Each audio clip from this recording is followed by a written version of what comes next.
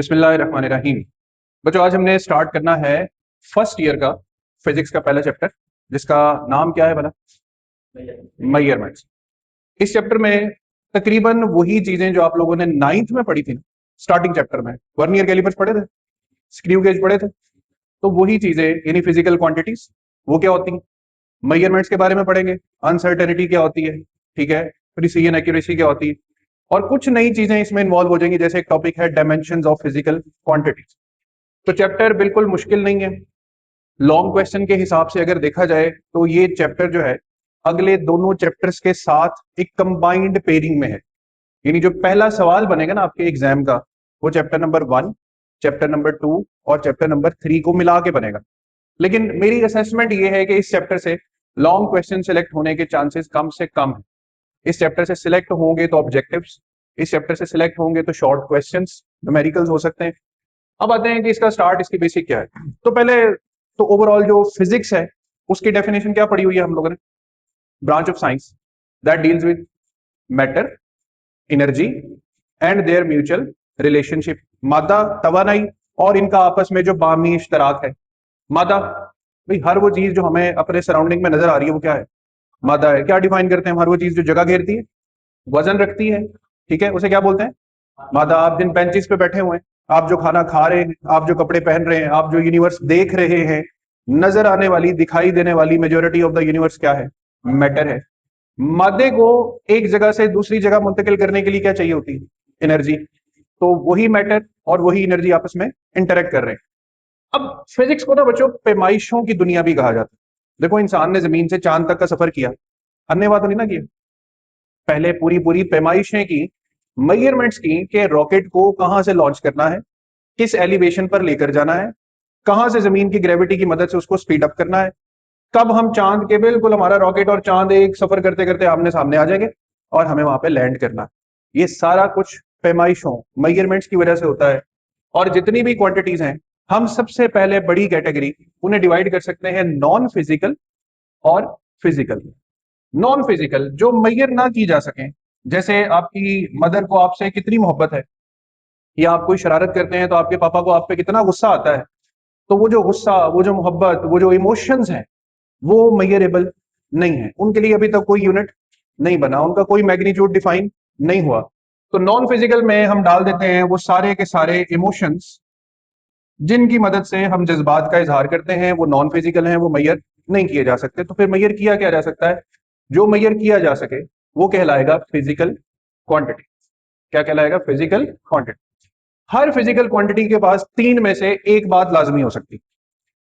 Physical quantity का magnitude तो लाजमी होगा ना, मैग्नीट्यूड के बगैर तो फिजिकल क्वांटिटी होती नहीं। यानी 100% श्योरिटी है कि फिजिकल क्वांटिटी का मैग्नीट्यूड होगा। थोड़े बहुत चांसेस हो सकते हैं कि उसका यूनिट ना हो, लेकिन फिर भी unit one of the most important things है इसके लिए, फिजिकल क्वांटिटीज के लिए। और डायरेक्शन जिसके साथ इन्वॉल्व हो जाए, याद है, उसको हम वेक्टर्स बोलते हैं। डायरेक्शन इन्वॉल्व हो जाए तो वेक्टर्स बोलते हैं उस फिजिकल क्वांटिटी को।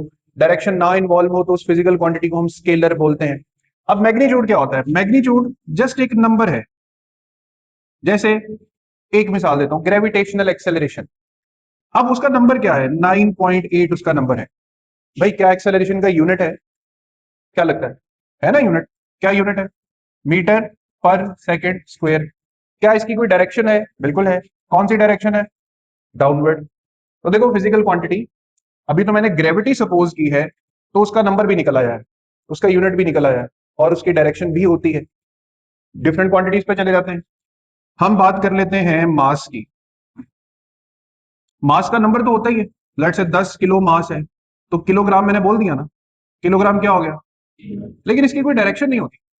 आप कभी दुकान पे नहीं कहेंगे जाके मुझे 5 किलो चीनी दे दें मशरिक की तरफ। ऐसा हुआ कभी? 5 किलो चीनी चाहिए मुझे, ऊपर उछाल के दे दें, ऊपर की डायरेक्शन में, बस 5 किलो चीनी। दो इंफॉर्मेशन काफी है। तो डिस्क्राइब क्या हो गई? Physical quantity. अच्छा, क्या ऐसी भी है जिसका यूनिट भी रिक्वायर ना हो? तो है ना। क्या आप लोगों ने रिफ्रैक्टिव इंडेक्स नहीं पढ़ा हुआ?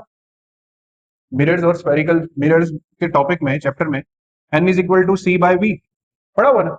तो इसका सिर्फ एक नंबर होता है। जैसे ग्लास का रिफ्रैक्टिव इंडेक्स होता है 1.5। आगे ना आपको यूनिट बताते हैं ना कोई डायरेक्शन बताते हैं। तो एक आसान सी बात बताता हूं, जिन क्वांटिटीज का सिर्फ मैग्नीट्यूड हो उन्हें बोलते हैं कांस्टेंट। क्या बोलते हैं? जिनका मैग्नीट्यूड के साथ साथ यूनिट भी हो उन्हें बोलते हैं स्केलर्स, और जिनका मैग्नीट्यूड यूनिट के साथ साथ डायरेक्शन भी आ जाए उन्हें क्या बोलेंगे? वेक्टर्स बोलेंगे। तो physical quantities by nature define होगी, एक कांस्टेंट, एक स्केलर और एक वेक्टर। अब यही फिजिकल क्वांटिटीज, इनको और अच्छे से अंडरस्टैंड करने के लिए हमारे जो सिस्टम इंटरनेशनल बाबा जी हैं उन्होंने तमाम फिजिकल क्वांटिटीज को दो हिस्सों में तकसीम किया हो। एक को आप बोलते हैं बेस, जिन्हें फंडामेंटल भी कहते हैं। कितनी तादाद है इनकी? इसमें कौन कौन सी क्वांटिटीज आ जाती है बोला? Mass, length, time, temperature, amount of substance, electric current और इंटेंसिटी ऑफ लाइट। टोटल कितनी होगी? 7। फंडामेंटल है, मतलब इनको डिफाइन करने के लिए ना आप किसी और क्वांटिटी का सहारा नहीं ले सकते। जैसे आपको बताना है मास क्या है, तो आप वहां पर मौजूद क्वांटिटी ऑफ मैटर को मेजर करके बताओगे कि ये टोटल मास है। मास को समझाने के लिए किसी दूसरी क्वांटिटी का सहारा नहीं लोगे। मास को समझाने के लिए वेलोसिटी काम नहीं आएगी, मास को समझाने के लिए फोर्स काम नहीं आएगी। मास क्या है? Quantity of matter. लंबाई, भाई कमरे की वहां से लेके वहां तक क्या पैमाइश है लंबाई की, तो लंबाई को as a fundamental unit treat किया जाएगा। अब ये लंबाई आप कितनी देर में तय करते हैं, ये वेलोसिटी है। अब वेलोसिटी बेस में नहीं आती, वेलोसिटी किस में आती है? डिराइव्ड में। एक मिसाल है, वेलोसिटी का यूनिट क्या है? मीटर पर सेकेंड। अब मीटर लेंथ का यूनिट है, लेंथ फंडामेंटल है।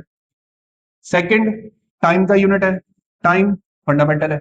तो दो फंडामेंटल्स ने मिलकर एक कौन सी क्वांटिटी बना दी? तो 7 बेस के अलावा याद रखना सारी की सारी क्वांटिटीज किस कैटेगरी में चली जाती हैं? डिराइव्ड।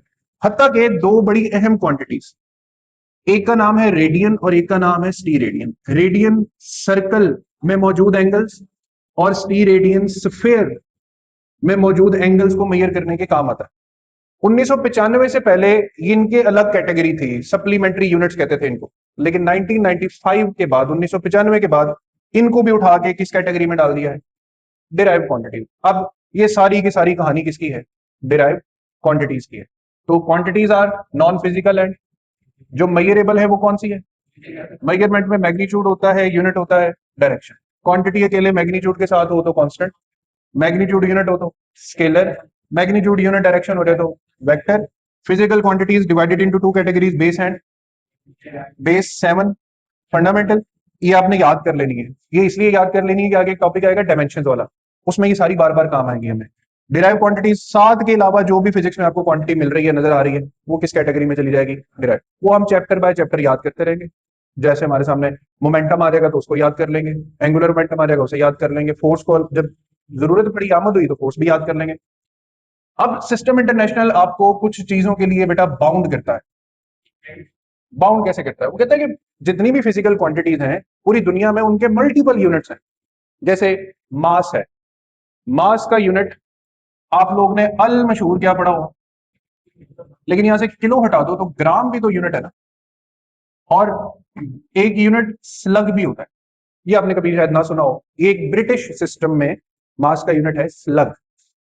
तो सिस्टम इंटरनेशनल क्या बाउंड करेगा? वो ये बाउंड करेगा कि इंटरनेशनली और नेशनली आपने मास का जवाब किसमें देना है? केजी।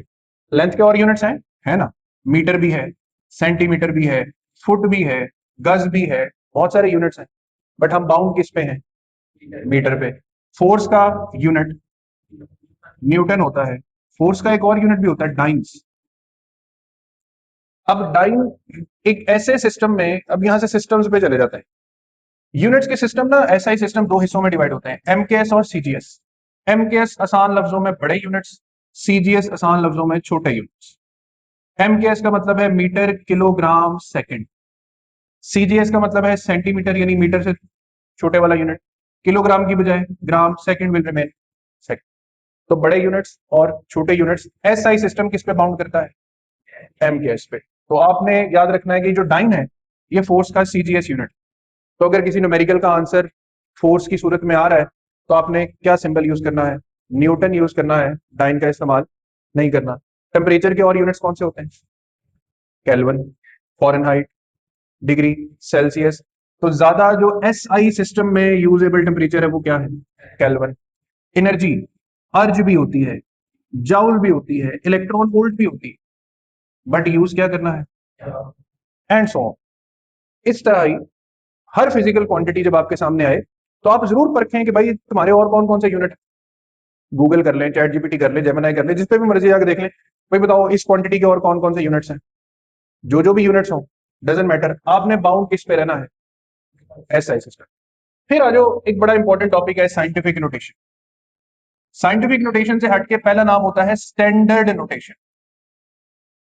जैसे ये एक नंबर मैंने लिखा हुआ है, जैसे हम सिंपली नंबर लिखते हैं कॉपी पेंसिल पे, ये नंबर कहलाएगा कौन सी नोटेशन, इसको 10 की पावर्स में लिख देने का नाम कौन सी नोटेशन है, साइंटिफिक नोटेशन। अब बिग नंबर्स पॉजिटिव पावर पे याद रखना, स्मॉल नंबर्स नेगेटिव पावर।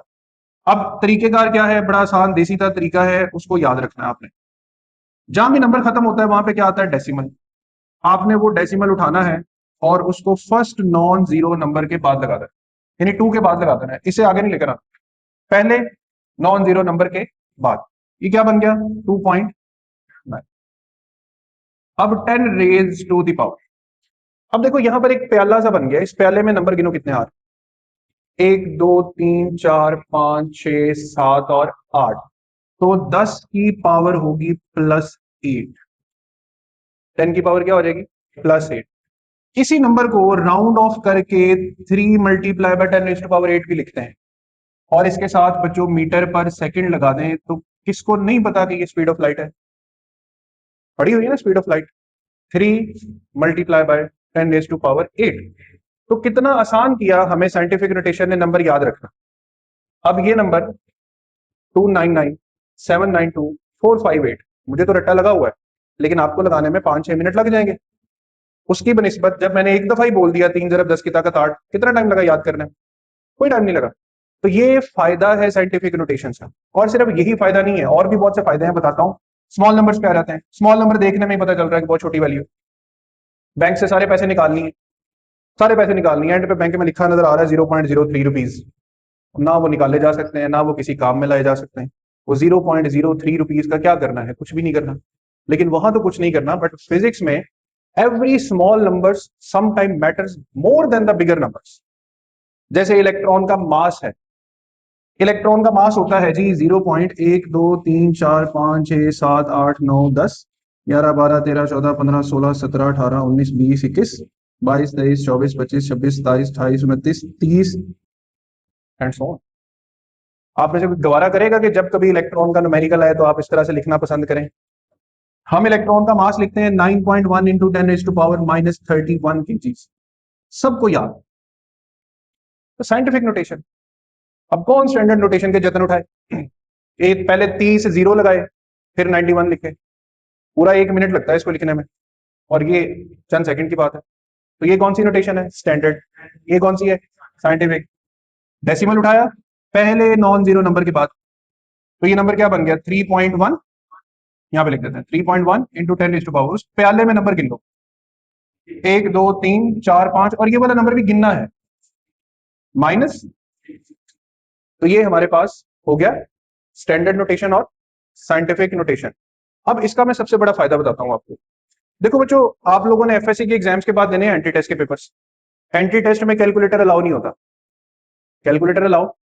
अभी आप न्यूमेरिकल करोगे, आप कैलकुलेटर पे ये पूरी वैल्यू लिखोगे, एडवांस कैलकुलेटर आ गया, पूरी वैल्यू प्लस माइनस जो भी आप लोगों ने साथ नोटेशन लिखनी आ जाए, उनको आप कैलकुलेटर पे लिख के सिर्फ इक्वल टू का बटन दबाओगे, आंसर आ जाएगा।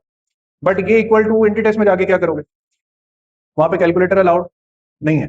तो एंट्री टेस्ट में सबसे आसान हल ये होता है कि आप नंबर्स को स्टैंडर्ड की बजाय किस नोटेशन में चेंज कर लो, साइंटिफिक। अब देखो ये 3 है, ये 9.1 है, अगर इनको पूरी तरतीब में लिख के मल्टीप्लाई या डिवाइड करने की कोशिश करें तो मुश्किल काम। लेकिन अगर आपने इस नंबर को इस नंबर से मल्टीप्लाई करना है तो convert them into scientific notation. अब ये क्या कहला रहा है, 3, ये क्या है 9 3 27। तो आपके 4 ऑप्शंस में करीब करीब कोई ना कोई नंबर तो आपको मिल जाएगा ना 27 की, तो वही आपकी बेस्ट ऑप्शन होगी, और हमें कोई कैलकुलेटर की जरूरत भी नहीं पड़ेगी।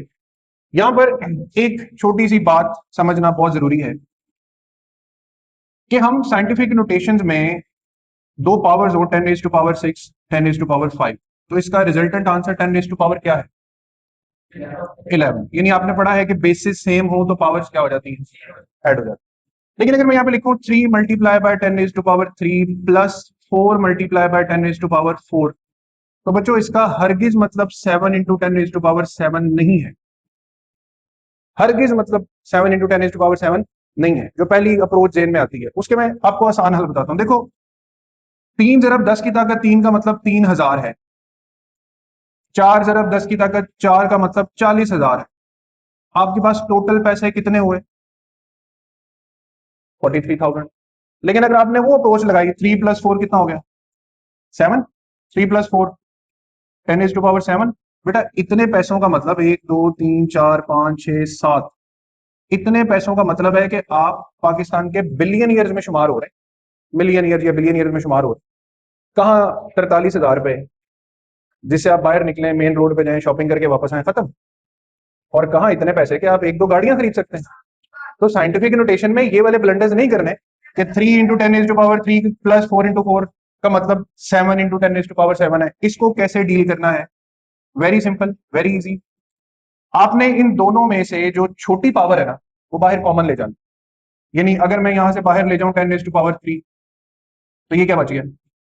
ये 4 इंटू 10 बचेगा। यानी क्या बचेगा? 40 plus 3, 43 into 10 raise to power. अब एक पॉइंट इधर ले आओ तो ये क्या बन जाएगा? Into 10 raise to power. तो 43,000 बन रहा है। तो जो बन रहा है वही बनाना है, जो नहीं बन रहा वो अपने अकाउंट में नहीं भर लेना कि 3 इंटू 10 रेज टू पावर 3 जमा 4 इंटू 10 टू पावर 4 मैं बिलियनियर हो गया हूँ क्योंकि अब मेरे पास 7 into 10 raise to power 7 rupees है। ऐसा नहीं। छोटी पावर क्या ले लेनी है? कॉमन। फिर उसको सिंप्लीफाई करना है, एंड पे जाके दोबारा आपका जो आंसर होगा वो बड़ी वाली पावर के राउंड अबाउट आएगा, छोटी के राउंड अबाउट नहीं आएगा। और इसमें अगर नेगेटिव का साइन भी आ जाए तो भी मेथड यही है, मेथड में कोई फर्क नहीं है। और आज की लास्ट चीज देखो, एक चीज होती है कि आप किसी और मुल्क में चले जाओगे ना तो आपको उस मुल्क के लॉज कवानीन फॉलो करने पड़ेंगे। आप किसी और मुल्क में जाके पाकिस्तानी बिहेव नहीं कर सकते। ऐसे ही है ना। अगर आप पूरी तरह यही बिहेव करोगे तो हो सकता है आपको किसी ना किसी बात पे जुर्माना हो जाए। तो फिजिक्स में भी जब आपने यूनिट्स को डील करना है तो आपने कुछ चीजों का ख्याल रखना है, वरना एग्जामिनर आपका ख्याल नहीं रखेगा। वरना एग्जामिनर के पास इख्तियार है आपके मार्क्स काट लेने का। तो इसको हम बोलते हैं convention for indicating the units. मतलब सिस्टम इंटरनेशनल ने क्या पाबंदियां लगाई हुई हैं यूनिट्स को लिखते हुए। यूनिट्स लिखे कहां जाते हैं भाई? या तो कोई वैल्यू बतानी हो, या न्यूमेरिकल का जो फाइनल आंसर होता है वो फिजिकल क्वांटिटी होता है कि नहीं होता। कहीं आप फोर्स निकाल रहे हो, कहीं आप मास फाइंड कर रहे हो, तो एंड पे क्या निकाल रहे हैं? Physical quantity. फिजिकल क्वांटिटी के साथ क्या होता है? उस यूनिट को कैसे रिप्रेजेंट करना है उसके बारे में आप अपनी बुक पे कन्वेंशन वाला टॉपिक है उसको भी देखेंगे। मैं साथ साथ इसको शॉर्ट फॉर्म में बताता जा रहा हूं। कहते हैं यूनिट का सिंबल यूज करना है, एब्रीवेशन नहीं।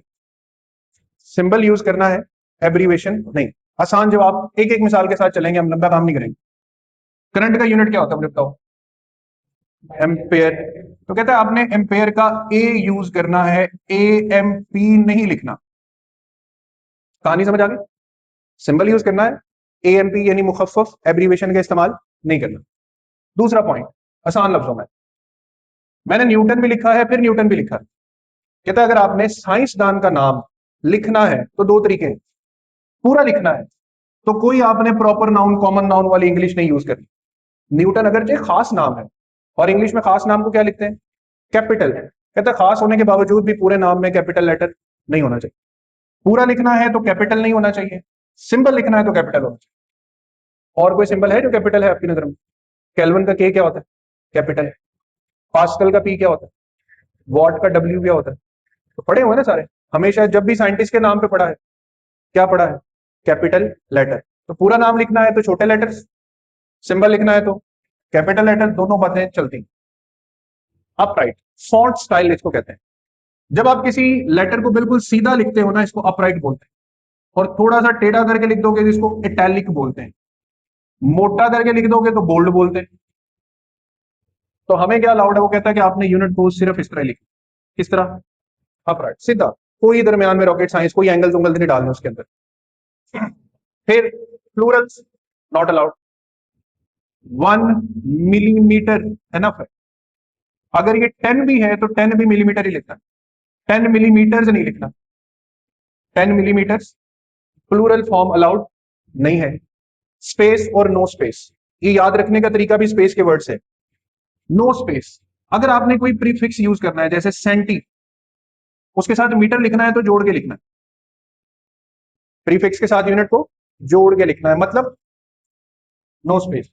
लेकिन अगर आपने एक बेस और एक डिराइव यूनिट को यूज करना है, जैसे बच्चों मोमेंटम का यूनिट होता है न्यूटन सेकंड, तो कहता है आपने न्यूटन और सेकंड के दरमियान एक स्पेस छोड़ देनी है। जैसे कंप्यूटर पे एक स्पेस का बटन दबाएं, जब मोबाइल कीबोर्ड पे स्पेस, तो थोड़ा सा फासला आ जाता है, उतना फासला बस, यानी बिल्कुल साथ जुड़े हुए ना लगे। कंपाउंड प्रीफिक्स, कंपाउंड होता है एक से ज्यादा चीजों का। अब प्रीफिक्स में एक पावर है 10⁻⁻12, इसको पीको बोलते हैं। अब आपको सवाल हल करते हुए पीको याद नहीं आ रहा, आपको माइक्रो याद आ गया। माइक्रो क्या होता है? -6। तो आप क्या स्मार्टनेस करो भाई, मैं लिख देता हूं 1 माइक्रोमीटर। 2 दफा माइक्रो लिख के भी तो क्या बन गया? -12। भाई आपको पीको याद है तो लिखें, वरना ये वाली स्टिमुलेशन करने की जरूरत नहीं है। 2 दफा, 3 दफा, 4 दफा आपने प्रीफिक्स का इस्तेमाल नहीं करना। कितनी दफा करना? बस एक मरतबा। पावर, यहां पे आती है इख्तियारात की जंग। एक वैल्यू लिखी है 1 किलोमीटर स्क्वायर, तो कहता है ये जो किलोमीटर स्क्वायर लिखा है, ये स्क्वायर सिर्फ मीटर का हक नहीं है, ये स्क्वायर मीटर के साथ जुड़े हुए प्रीफिक्स का भी उतना ही राइट है जितना किसका है? मीटर का। यानी 1 किलोमीटर स्क्वायर का मतलब असल में 1 किलोमीटर होल स्क्वायर है। आप अगर लिखते हो किलोमीटर, इसका मतलब है 10⁻³ मीटर, लेकिन अगर आप लिखते हो किलोमीटर स्क्वायर, तो मीटर स्क्वायर के साथ जो किलो आएगा बेटा, वो 10⁻6 होगा। अब अगर दिखने में वो मीटर के ऊपर स्क्वायर है, बट आपकी अंडरस्टैंडिंग जागते रहनी चाहिए। क्या अंडरस्टैंडिंग? कि किलो का भी क्या लिया जा चुका है? स्क्वायर लिया जा चुका है। तो ये पावर को ध्यान में रखना है। फिर यूनिट्स को लिखने के कुछ तरीके हैं। मीटर पर सेकंड ठीक तरीका है, ये स्लैश डाल के मीटर पर सेकंड लिखना कोई इतना अच्छा तरीका नहीं है। बाजू का जल्दी में लिख भी देते हैं, बट वो फिर भी बाउंड करता है कि आप कोशिश करें किस तरह लिखें। पावर में रेज अप करें, क्योंकि जब पावर में रेज अप करते हैं ना, तो हमें डायमेंशंस के जरिए भी यूनिट निकालना आसान हो जाता है। फिर मीटर पर सेकंड ठीक तरीका है, मीटर पर पूरा सेकंड नहीं, या पूरा मीटर डिवाइडेड बाय सेकंड नहीं, इस तरह की कोई स्टिमुलेशन नहीं। सिंबल मतलब सिंबल, पूरा नाम इस्तेमाल नहीं करना। फिर लास्ट पॉइंट पे याद रखें CGS और MKS। अक्सर न्यूमेरिकल्स होते हैं, वैल्यू बहुत छोटी यूनिट्स में दी होती है, तो वो छोटे यूनिट्स में दी भी गई है, बड़े यूनिट्स में दी भी गई है, तो आप उसको SI सिस्टम में लेकर आए। जैसे मास ग्राम में दिया हो, तो आप बड़ा करके कहां ले जाएं? वेलोसिटी किलोमीटर पर ऑर्स में दी हो, तो आप उसको छोटा करके किस में लेकर आए? मतलब ये नहीं है कि बड़े को छोटे को बड़ा ही करना है, बड़े को छोटा भी किया जा सकता है, बट जरूरी है कि आप उसको किस सिस्टम में वापस लेकर आए? SI system. तो ये हमारा आज का lecture, basics of physical quantities, how to write the scientific notation, how to remain bound with the SI system. बहुत सारे यूनिट्स हैं, बट यूज कौन से करने हैं? SI सिस्टम और कन्वेंशंस का ध्यान रखना है। ये लिखने में बहुत ज्यादा है, बट आप इतना याद रखें कि पूरी बुक में जितने न्यूमेरिकल्स हैं, उनका आंसर किस शक्ल में आएगा? Physical quantity. जो आंसर आ जाए वो या मास होगा, या लेंथ होगा, या रेजिस्टेंस होगी, कुछ भी होगा, उसका कौन सा यूनिट लिख देना है, और सिंबल्स की फॉर्म में लिखना है। पूरे नाम आप छोड़ दें कि आपने पूरे नाम कहीं भी इस्तेमाल कर, क्या लिखने हैं? Symbols. Is that all clear? चलो, लास्ट लेक्चर हमने क्या पढ़ा? Physical quantities. अब फिजिकल क्वांटिटीज के बारे में ना एक और एक्स्ट्रा टेक्निक हम सीखते हैं, जिससे हम फिजिकल क्वांटिटीज को और अच्छा समझ भी सकते हैं, उनकी मदद से बनने वाले फॉर्मूलाज को भी बेहतर अंडरस्टैंड कर सकते हैं। ठीक है, हम ये भी चेक कर सकते हैं कि कोई इक्वेशन जो बनी हुई है वो ठीक भी है कि नहीं। मतलब पढ़ तो रहे हैं ना, लेकिन अगर कोई चेक करना हो कि किसी बच्चे के, स्टूडेंट के सवाल दिमाग में सवाल आ जाए कि भाई ये पढ़ तो रहे हैं हम इक्वेशन, क्या ये इक्वेशन ठीक भी है या नहीं है। और इवन सबसे बड़ी काबिलियत जो ये मेथड हमें देगा, हम थोड़ी सी इंटेलिजेंस, मैथमेटिक्स इस्तेमाल करके एक फिजिक्स का पूरा फॉर्मूला डिराइव कर सकते हैं। पूरा फॉर्मूला थोड़ी सी मैथमेटिक्स के जरिए डिराइव कर सकते हैं हम, वो फॉर्मूला जो आज तक हमने डिराइव्ड बस पढ़े हुए हैं। मतलब आप इस मेथड के बाद इस काबिल हो जाएंगे कि आप खुद भी फॉर्मूला डिराइव कर सकते हैं। टॉपिक है डायमेंशंस ऑफ फिजिकल क्वांटिटीज। नाम पहले याद रख लें, क्या नाम है? Dimensions of physical quantities. ये है क्या? डायमेंशंस या डायमेंशनल एनालिसिस एक मेथड है, एक मेथड है। किस चीज का मेथड है? मेथड टू एक्सप्रेस, इजहार करने के लिए। इस मेथड के जरिए में इजहार करते हैं, किन का इजहार करते हैं? Into 7 fundamental units. मतलब आसान जबान में आपके पास जितनी भी डिराइव्ड क्वांटिटीज हैं, आप उन्हें उठाकर किस में कन्वर्ट कर लेते हैं? बेस यूनिट्स में। किस में? जैसे फोर्स है, अब फोर्स का यूनिट न्यूटन है, लेकिन न्यूटन अपने बैकग्राउंड में kilogram metre per second square है। तो न्यूटन को खोल के वापस kilogram metre per second square में ले जाने का नाम क्या है? Dimensional analysis. हाँ, इससे हमें आसानी मिलती है। क्या आसानी मिलती है? जब हम फिजिकल क्वांटिटीज को 7 फंडामेंटल यूनिट्स में एक्सप्रेस करते हैं बच्चों, तो हम चेक कर सकते हैं होमोजेनिटी। होमोजेनिटी मैथ्स में कहते हैं left hand side is equal to right hand side, और हम डिराइव कर सकते हैं पॉसिबल फॉर्मूला। अब आगे कैसे बढ़ना है? आगे ऐसे बढ़ना है कि हमारे पास जो 7 फंडामेंटल बेस क्वांटिटीज हैं, वैसे तो वो 7 है, बट यहां पर मैंने सिर्फ 4 लिखी हैं सीक्वेंस समझाने के लिए। मास, जिसका यूनिट किलोग्राम होता है, इसको आप एक डायमेंशन असाइन कर दोगे m, यानी आगे आने वाले फॉर्मूलाज में जहां कहीं भी मास लिखा होगा वहां हम क्या रिप्लेस करेंगे? Capital M। Capital M replace करना। लेंथ का यूनिट मीटर होता है, मैं पूरा मीटर लिख रहा हूं एक खास वजह से, ताकि आप इस m को इस m से मिक्स ना करें। लेंथ का यूनिट क्या होता है? मीटर, और लेंथ की डायमेंशन L यूज होगी। टाइम का यूनिट क्या होता है? लेकिन टाइम की डायमेंशन क्या यूज होगी? T। अब सबसे ज्यादा हमारे पास इस्तेमाल होने वाली फिलहाल जो डायमेंशन होंगी वो m, l और t होंगी। बट यहाँ पे एक क्वेश्चन क्लियर करना जरूरी है। क्या बस 3 क्वांटिटीज कोई डायमेंशन में असाइन किया जाता है? फंडामेंटल है कितनी? 7। तो 7 की 7 के साथ यूनिट्स और डायमेंशन लिखी जा सकती हैं। जैसे करंट है, इसका यूनिट एम्पेयर है, हम इसकी डायमेंशन के लिए भी लेटर A का इस्तेमाल कर लेते हैं। अब आगे इंटेंसिटी बच जाती है, टेम्परेचर बच जाता है, अमाउंट ऑफ सब्सटेंस, तो हर एक का यूनिट भी होगा और हर एक के असाइंड डायमेंशंस भी होगी। यहां तक बात समझ आ गई? फिर हमारा एक बड़ा क्वेश्चन है, how to find dimensional equation. तो जितनी भी यहां पे मैंने फॉर्मूलाज बोर्ड पे लिखे हुए हैं ना, सबकी शक्लें इस शक्ल में कन्वर्ट हो जाएंगी, m, l और t, और सबके ऊपर बदलाव पता किस चीज में आ रहा होगा? ये पावर्स में, पावर a, पावर b और पावर c। अब कैसे फाइंड करनी है डायमेंशनल इक्वेशन? उसमें बेटा सबसे पहले आपको पता होना चाहिए उसका फॉर्मूला। जैसे वेलोसिटी, एक्सेलरेशन, ठीक है, ये जितनी भी हम यहाँ पे क्वांटिटीज पढ़ते जाएंगे उनको हम स्टार अप करते जाएंगे। अब डायमेंशनल इक्वेशन बनानी कैसे है? एक को स्लो मोशन में समझ लो, बाकी ऑटोमेटिकली क्विक स्पीड में समझ आ जाएगी। वेलोसिटी की डायमेंशन बनानी है या डायमेंशनल इक्वेशन लिखनी है, तो आपने वेलोसिटी के गिर्द स्क्वायर ब्रैकेट लगानी है। ये मेथड है, ये मैं एक ही दफा स्क्वायर ब्रैकेट का इस्तेमाल करूंगा, बाद में मैं जरा स्पीड अप करूंगा काम, बट मेथड ये है। अब जो डिस्टेंस है, डिस्टेंस बेसिकली क्या चीज़ है? लेंथ। लेंथ की डायमेंशन क्या होती है? L। तो आप डिस्टेंस की जगह लिखोगे L और उसके गिर्द लगाओगे स्क्वायर ब्रैकेट। नीचे है टाइम, टाइम की डायमेंशन T है, उसके गिर्द भी स्क्वायर ब्रैकेट, और एंड पे इसको सिंप्लीफाई कर दोगे तो ये बनेगा LT-1। अब ये डायमेंशनल इक्वेशन है किसकी? अब इसको आप तेज तेज पढ़ लें, LT-1, LT-1। अब LT-1 से यूनिट बनाना मुश्किल है। लेंथ का यूनिट क्या होता है? टाइम का क्या होता है? पावर। तो डायमेंशन से यूनिट फौरन आसानी से बन गया। लेकिन जब आप थोड़े और स्मार्ट हो जाओगे तो आपको यूनिट तो पहले याद है, डायमेंशन तो आज पढ़ रहे हो ना, उससे पहले यूनिट तो पहले भी 9th में पढ़ा हुआ। यूनिट क्या है? Metre per second. मीटर यानी लेंथ, सेकंड यानी टाइम, पावर यानी -1। समझ रहे हैं? यहाँ पर डायमेंशन से यूनिट बना सकते हो, और स्मार्ट वर्क करोगे तो यूनिट से डायमेंशन भी बना सकते हो। बट फिर एक और क्वेश्चन पैदा हो गया। मैंने तो कहा था कि डायमेंशनल इक्वेशन हमेशा ऐसी होगी, इसमें तो m आ ही नहीं रहा, तो इसमें m आ रहा है लेकिन नजर नहीं आ रहा। देखो LT-1 पर तो हम कंफर्म है, क्योंकि L की पावर 1 आ रही है, T की पावर -1 आ रही है, m भी आ रहा है इसमें, लेकिन m यहाँ पर किस पावर के साथ आ रहा है? तो MLT की शक्ल में ही हर डायमेंशनल इक्वेशन क्रिएट होगी। अब कहानी ये है कि पहली डायमेंशन याद हो गई, अब आगे उन्होंने सिर्फ इस्तेमाल होना है। जैसे एक्सेलरेशन वेलोसिटी ओवर टाइम है, तो मुझे वेलोसिटी के लिए वो सारा प्रोसीजर दोबारा नहीं करना। LT-1 divided by T, the answer is LT-2। अब ये क्या है? एक्सेलरेशन। आपको पता है ग्रेविटेशनल एक्सेलरेशन भी तो यही होती।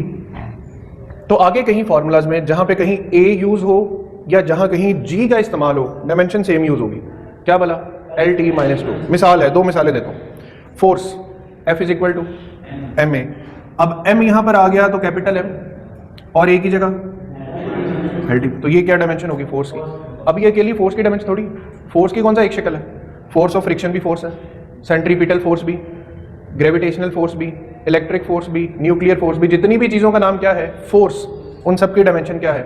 MLT-2। यहाँ फिर यूनिट प्रैक्टिस करते हैं। M mass unit, length time kilogram metre per second square, इसी को क्या बोलते हैं? समझ आ रही है तक बातें? अब आगे इक्वेशन में फोर्स देखो, वेलोसिटी इस्तेमाल हुई एक्सेलरेशन में, एक्सेलरेशन इस्तेमाल हुई फोर्स में। अब देखते हैं फोर्स कहाँ कहाँ इस्तेमाल होती है। Work W is equal to FS, इसमें फोर्स इस्तेमाल हो रही है। टॉर्क RF, इसमें फोर्स इस्तेमाल हो रही है। Pressure, force per unit area, इसमें फोर्स इस्तेमाल। तो जहाँ जहाँ फोर्स इस्तेमाल होगी हम क्या लिखेंगे, MLT-2। पहले यहाँ पे लिख के देख लेते हैं, फोर्स MLT-2 और डिस्टेंस LML2T-2, डायमेंशन बन गई काइनेटिक एनर्जी। अब यहाँ पर एक बड़ा समझने वाला पॉइंट है, जहाँ किसी चीज़ का फायदा होता है वहाँ पे कुछ चीज़ों की लिमिटेशंस भी होती हैं कि भाई ये फलां काम कर सकता है, फलां काम नहीं कर सकता। डायमेंशनल एनालिसिस इक्वेशन में मौजूद फिजिकल क्वांटिटीज को तो हंस के कबूल कर लेता है, लेकिन जहाँ कोई नंबर आ जाए वहाँ पे इसकी लिमिटेशन शुरू हो जाती है। ये नंबर्स को डील नहीं कर सकता। किसी इक्वेशन में 2 पाई आ रहा है, डायमेंशनल एनालिसिस नहीं उसे उठा के ला सकता। उसके लिए आपको उसका न्यूमेरिकल एनालिसिस करना पड़ेगा, यानी उसको प्रॉपर अलग तरह से डिराइव करना पड़ेगा। तो अगर मुझे काइनेटिक एनर्जी की डायमेंशन निकालनी है बच्चों, तो मैं कभी भी 1/2 को यूज़ नहीं करूँगा। मैं सिर्फ और सिर्फ आपके लिए डायमेंशनल एनालिसिस में काइनेटिक एनर्जी mv² है, न्यूमेरिकली हाफ mv² है, बट डायमेंशनली वो कितनी है, mv²। अब m वेलोसिटी है और उसका स्केयर है, ये रही वेलोसिटी, और इसका स्केयर अप्लाई कर दो तो L²T-2। सब बच जाएगी यहाँ पर।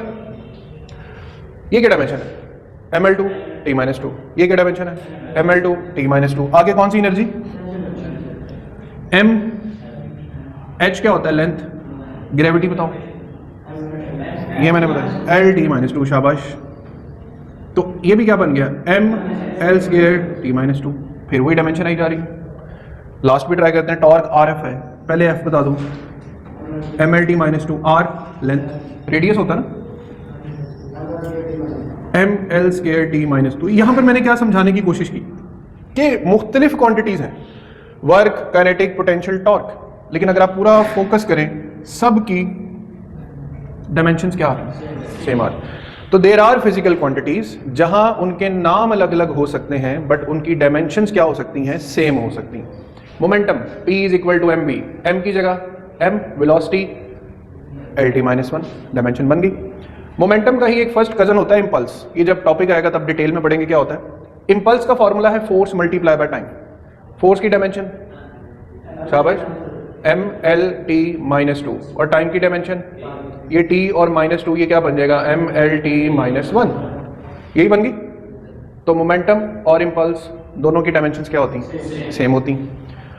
आगे चलते हैं, power, work over time, work, शाबाश, ML²T-2, टाइम T, तो ये बन गई ML²T-3, got it. Pressure, force per unit area, force तो मुझे भी याद होगी ML-T-2, लेकिन अब एक नई गिद्दड़ सिंगी आ गई है कि एरिया क्या चीज होता है, L², लंबाई भी और चौड़ाई भी। तो फिर वॉल्यूम क्या होगा, L3, लंबाई, चौड़ाई, ऊंचाई, 3 लंबाइयां। तो L² लिखोगे यहाँ पे आप, एक L से एक L, यहाँ पे आंसर आएगा ML-1T-2। प्रेशर वाली डायमेंशन स्ट्रेस की भी होती है। प्रेशर वाली डायमेंशन, स्ट्रेस का नाम सुना होगा ना कभी, स्ट्रेस और स्ट्रेन, तो जो स्ट्रेस की डायमेंशन होती है वही प्रेशर की भी है। अच्छा, इसी तरह एक क्वांटिटी होती है एनर्जी डेंसिटी। क्वांटिटी क्या होती है, एनर्जी, यानी वो होती है, यहाँ पे स्ट्रेस भी लिख देते हैं हम, और यहाँ पे एनर्जी डेंसिटी होती है, एनर्जी पर यूनिट वॉल्यूम, उनकी भी यही डायमेंशन होती है, ML-1T-2। आगे बढ़ते हैं, डेंसिटी, मास ओवर वॉल्यूम, मास की डायमेंशन, वॉल्यूम अभी आपने बताया। अच्छा, अब ऐसे फार्मूलाज में और ऐसे फार्मूलाज में जब एक स्टूडेंट नए तौर पे टॉपिक को सॉल्व करता है ना, तो उसकी कंफ्यूजन क्या होती है, वो है वॉल्यूम, बट जल्दी में क्या पड़ जाएगा, वेलोसिटी। लिखना यहाँ पे L³ चाहिए था, वो अपनी इंटेलिजेंस यूज करके क्या लिख बैठेगा, तो आता हुआ फार्मूला खराब कर लेंगे आप। लिहाजा पहले फार्मूला रिकग्नाइजेशन बहुत जरूरी है कि इक्वेशन में यूज होने वाली इक्वेशंस या टर्म्स जो हैं वो असल में है क्या। ये वेलोसिटी नहीं है, वॉल्यूम है। वॉल्यूम क्या होता है, L³ होता है। तो यहाँ पे क्या लिखी जाएगी डायमेंशन, ML-3। फिर एक क्वांटिटी आती है एंगुलर मोमेंटम। एंगुलर मोमेंटम हम सर्कुलर मोशन के चैप्टर में पढ़ेंगे। डिस्टेंस इनटू मोमेंटम, कहाँ है मोमेंटम, ये रहा मोमेंटम, क्या रहा मोमेंटम, ML-T-1, डिस्टेंस यानी ML-2T-1। ये जो डायमेंशन है ना, आपकी बुक में एक्सरसाइज में एक ये जो है ना यूज हुआ है फिजिकल क्वांटिटी, एक कांस्टेंट है प्लैंक्स कांस्टेंट, H से रिप्रेजेंट करते हैं उसको। उस प्लैंक्स कांस्टेंट की भी यही सेम डायमेंशन होगी, एक्सरसाइज में यूज होगी, ठीक है। फिर एक क्वांटिटी आती है intensity. It is not pressure over area, फिर वही बात, it is power per unit area. Intensity एक नई क्वांटिटी आप हो सकता है पढ़ रहे हैं। It is not pressure over area, it is not momentum over area, it is power per unit area. फिर ट्रिक पॉइंट, ट्रैपिंग पॉइंट आ गया कि यहां से फिर पकड़े जा सकते हो। है ये पावर, समझ लिया प्रेशर या समझ लिया मोमेंटम, फिर गलती हो जाएगी। तो पावर की डायमेंशन क्या थी?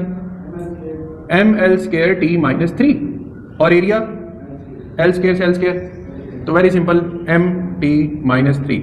अब देखो यहाँ तो ढेर लग गया डायमेंशंस का, हर इक्वेशन की डायमेंशन निकलती आ रही। एक सवाल करते हैं, क्या ऐसी भी इक्वेशन हो सकती हैं जिनकी डायमेंशन निकले ही ना? इक्वेशन भी हो और डायमेंशन ना हो?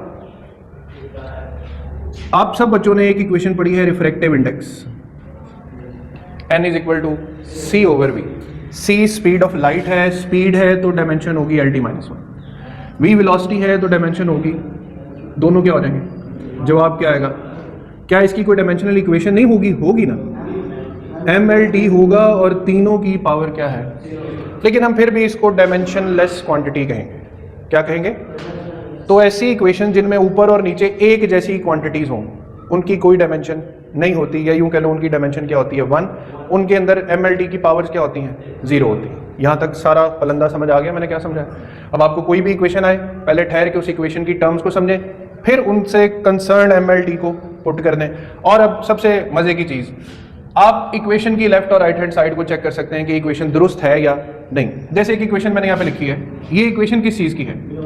किसी स्ट्रिंग में जब कोई ट्रांसवर्स वेव ट्रेवल करती है ना, तो उसकी जो स्पीड है, ये उसकी स्पीड की इक्वेशन है।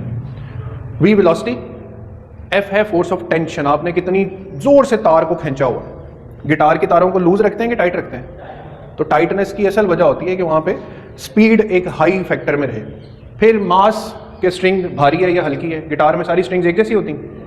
एक सबसे बारीक होती है, एक सबसे मोटी होती है। सबकी लेंथ बराबर है लेकिन सबका मास बराबर, तो इसीलिए लेंथ भी इन्वॉल्व है और मास भी इन्वॉल्व। अब इसको सॉल्व करने का तरीका, इधर लिख लो लेफ्ट हैंड साइड, इधर लिख लो right hand side. Left hand side पे कौन है? वेलोसिटी। क्या डायमेंशन है वेलोसिटी की? बस यहाँ तक इनफ। असल काम तो ये है कि जब राइट साइड पे भी यही डायमेंशन निकल आई तो मतलब इक्वेशन होमोजीनियस है, मतलब left hand side = right hand side. अब देखो, अंडर रूट को पहले बना दो 1/2।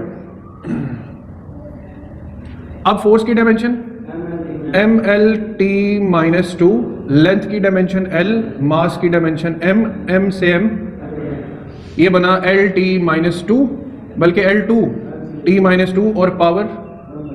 अब ये 2 इसको खत्म करेगा तो l रह जाएगा, ये 2 इस 2 को खत्म करेगा तो -1। तो लेफ्ट हैंड साइड और राइट हैंड साइड में बराबरी नहीं आ गई, तो it is a right equation. ये इक्वेशन एक दुरुस्त इक्वेशन है क्योंकि इसमें लेफ्ट साइड = राइट साइड। किसकी इक्वेशन है ये? इतनी मशहूर equation, Einstein's mass energy relation, भाई, जिसके जरिए एटम बम बनता है। अब राइट साइड है mc², लेफ्ट साइड है एनर्जी। पहले एनर्जी पे आ जाते हैं।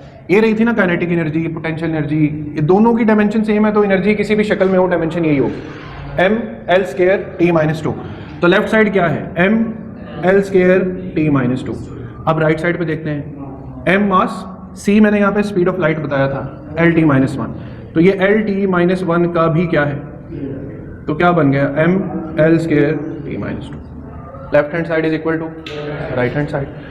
तो ये पूरा टॉपिक कहलाता है डायमेंशनल एनालिसिस या डायमेंशंस ऑफ फिजिकल क्वांटिटीज। आज के लेक्चर में मैंने आपको ये बताया कि डायमेंशंस की डेफिनेशन क्या है, हम किसी भी फिजिकल क्वांटिटी की डायमेंशनल इक्वेशन जो इस शक्ल में होती है वो कैसे बना सकते हैं।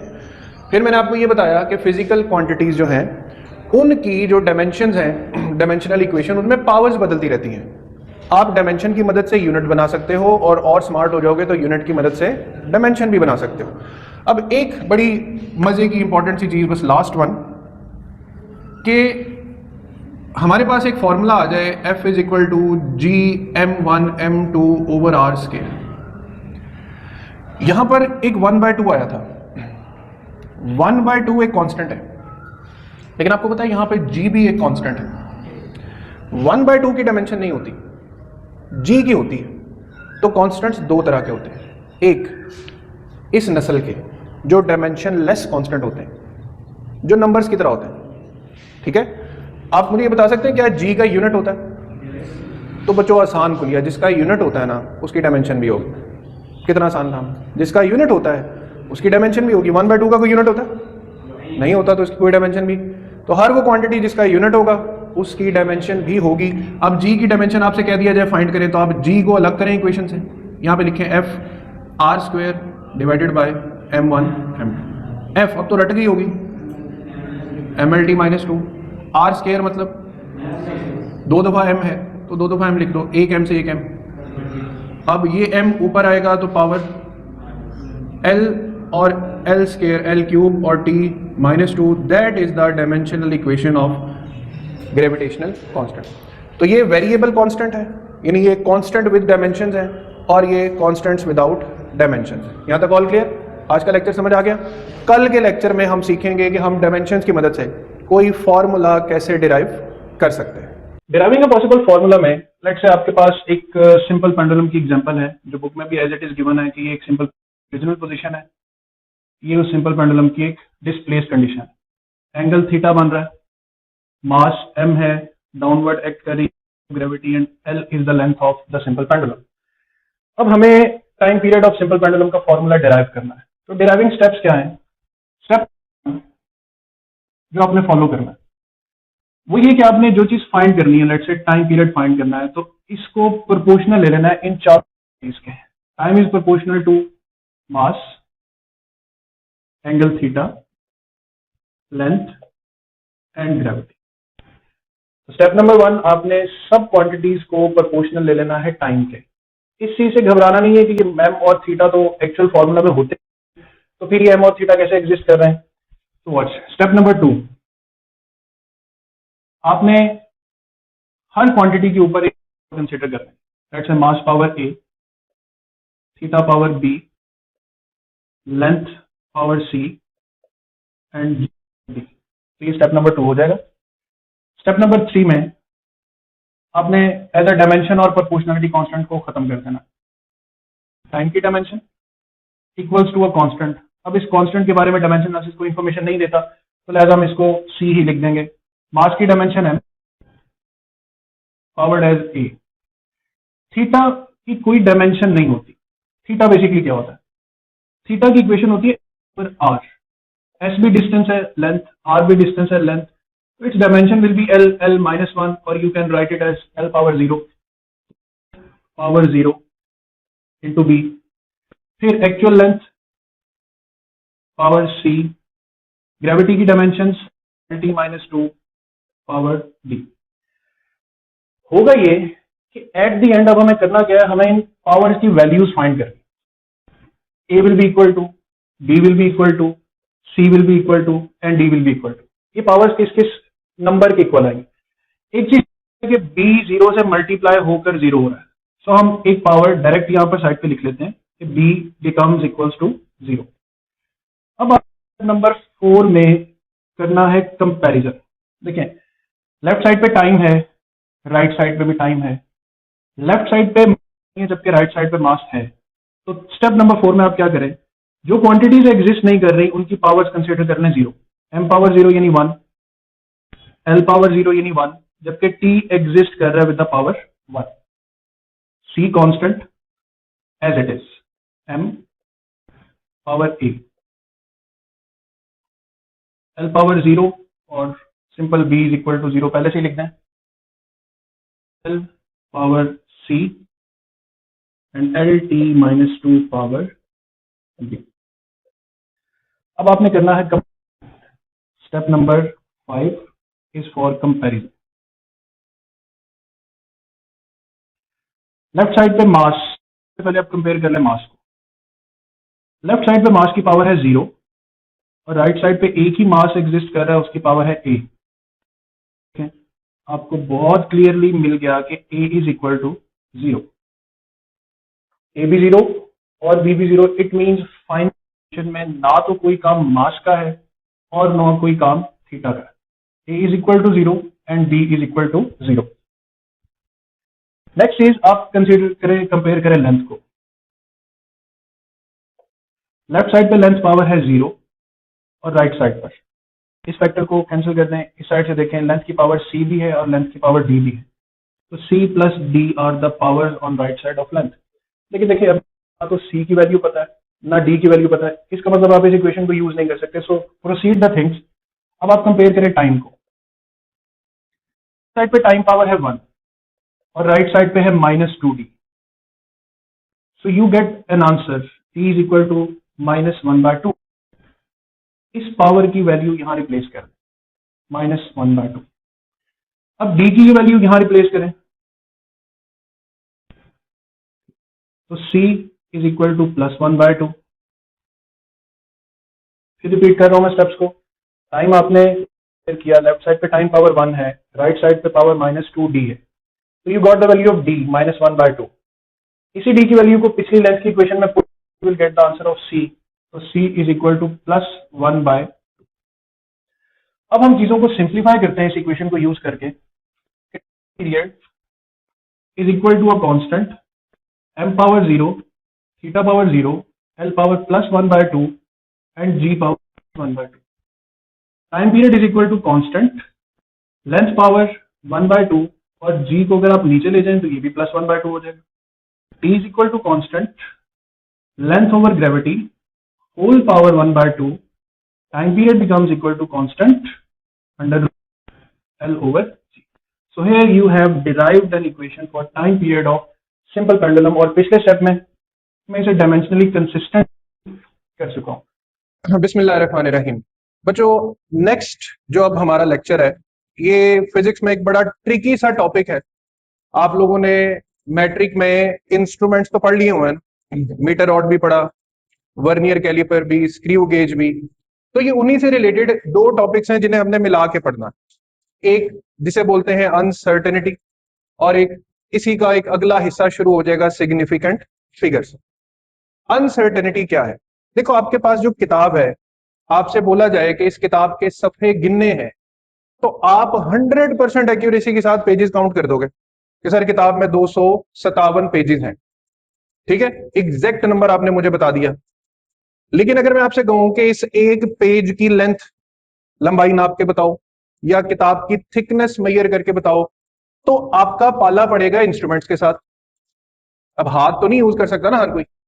अब मेरा तो एक हाथ ही किताब का सफा पूरा कर देगा, लेकिन आप अभी छोटे हैं, तो आपका हाथ कोई थोड़ा सा आगे भी बढ़कर मेजरमेंट करेगा। तो मैं अगर जवाब दूंगा किताब का पेज कितना है, मैं कहूंगा 1 हाथ, आप कहेंगे 1.5 हाथ, कोई कहेगा 1.25 हाथ।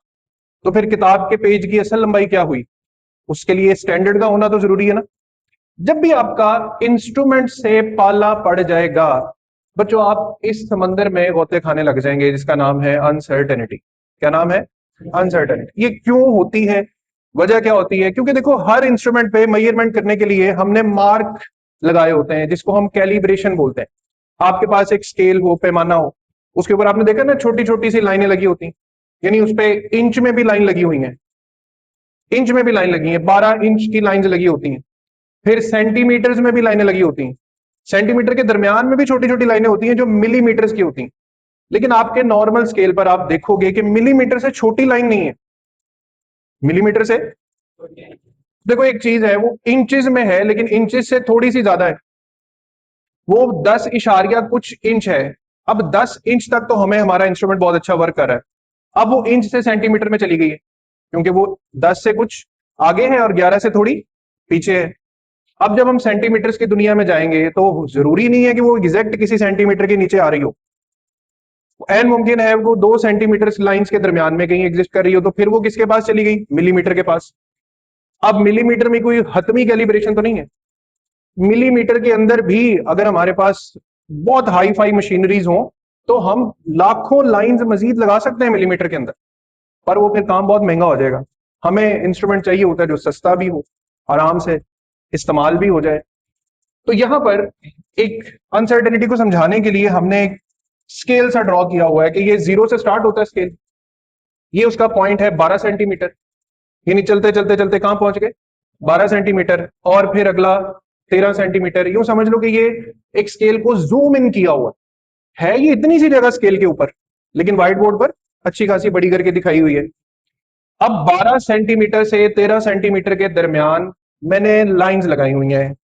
12.1 सेंटीमीटर, 12.2, 12.9, 12.10 को हम 12.10 नहीं कहेंगे, क्या कहेंगे? ये रहा।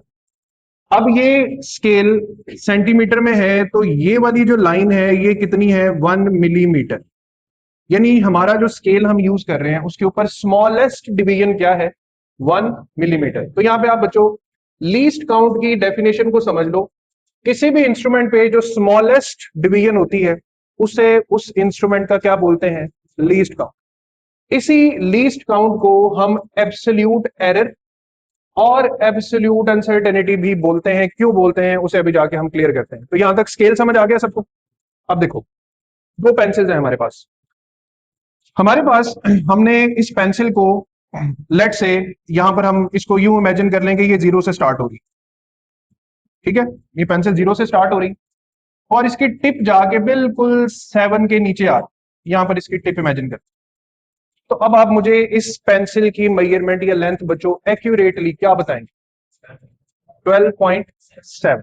तो हम पहली रीडिंग इसकी मेजर कर लेते हैं 12.7 सेंटीमीटर। अब चूंकि ये हमारे सामने मेजर हुई है, हमें इसमें कोई डाउट नहीं है, हम सब इस चीज के गवाह हैं कि ये एग्जैक्ट 7 के नीचे है। लेकिन बच्चों इस इंफॉर्मेशन को अगर हम किसी दूसरे साइंटिस्ट को ट्रांसफर करेंगे कि भाई आप भी इस पे तजुर्बा कर लें, हमारे लिए तो ये लेंथ कितनी है? 12.7। तो साइंटिस्ट को साइंटिफिक रूल के मुताबिक हमसे ये पूछना जरूरी होगा कि हमने कौन सा इंस्ट्रूमेंट यूज किया है। कौन सा इंस्ट्रूमेंट? वो पूछना क्यों जरूरी है? देखो,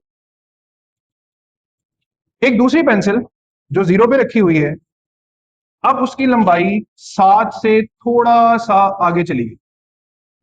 इतना आगे ना वो 8 पे है ना वो एग्जैक्टली 7 पे।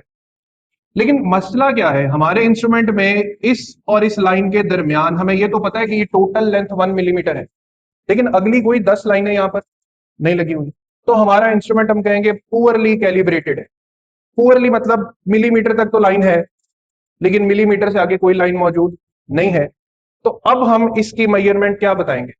अंदाजा लगाएंगे, तुक्का लगाएंगे, जैसे हम लगाते हैं। हम कहते हैं कि भाई यहां से ये दरमियान होगा, ठीक है? तो दरमियान से पीछे अपने अंदाजे से अपनी इमेजिनेशन में कर लेते हैं 12.71, 12.72, 12.73। लेकिन वो तो अंदाजा है ना, ये सारी क्लास सेम अंदाजा नहीं लगाएगी। तो साइंटिफिक रूल उसने क्या रख दी? साइंसदानों ने साइंटिफिक रूल क्या बना दिया? साइंसदानों ने साइंटिफिक रूल ये बनाया कि भाईजान अगर ये पेंसिल 12.7 से थोड़ा सा भी आगे है ना, तो भी ये 12.7 है, और थोड़ा सा आगे भी है तो भी ये 12 पॉइंट, और भी थोड़ा सा आगे है तो भी 12 पॉइंट, हत्ता के इस जगह का मिड पॉइंट आ जाए। इस जगह का क्या आ जाए? अब गौर से मेरी बात सुनना, 12.7 से लेकर 12.75 से पहले पहले ये रीडिंग क्या रहेगी? 12.7 ही रहेगी।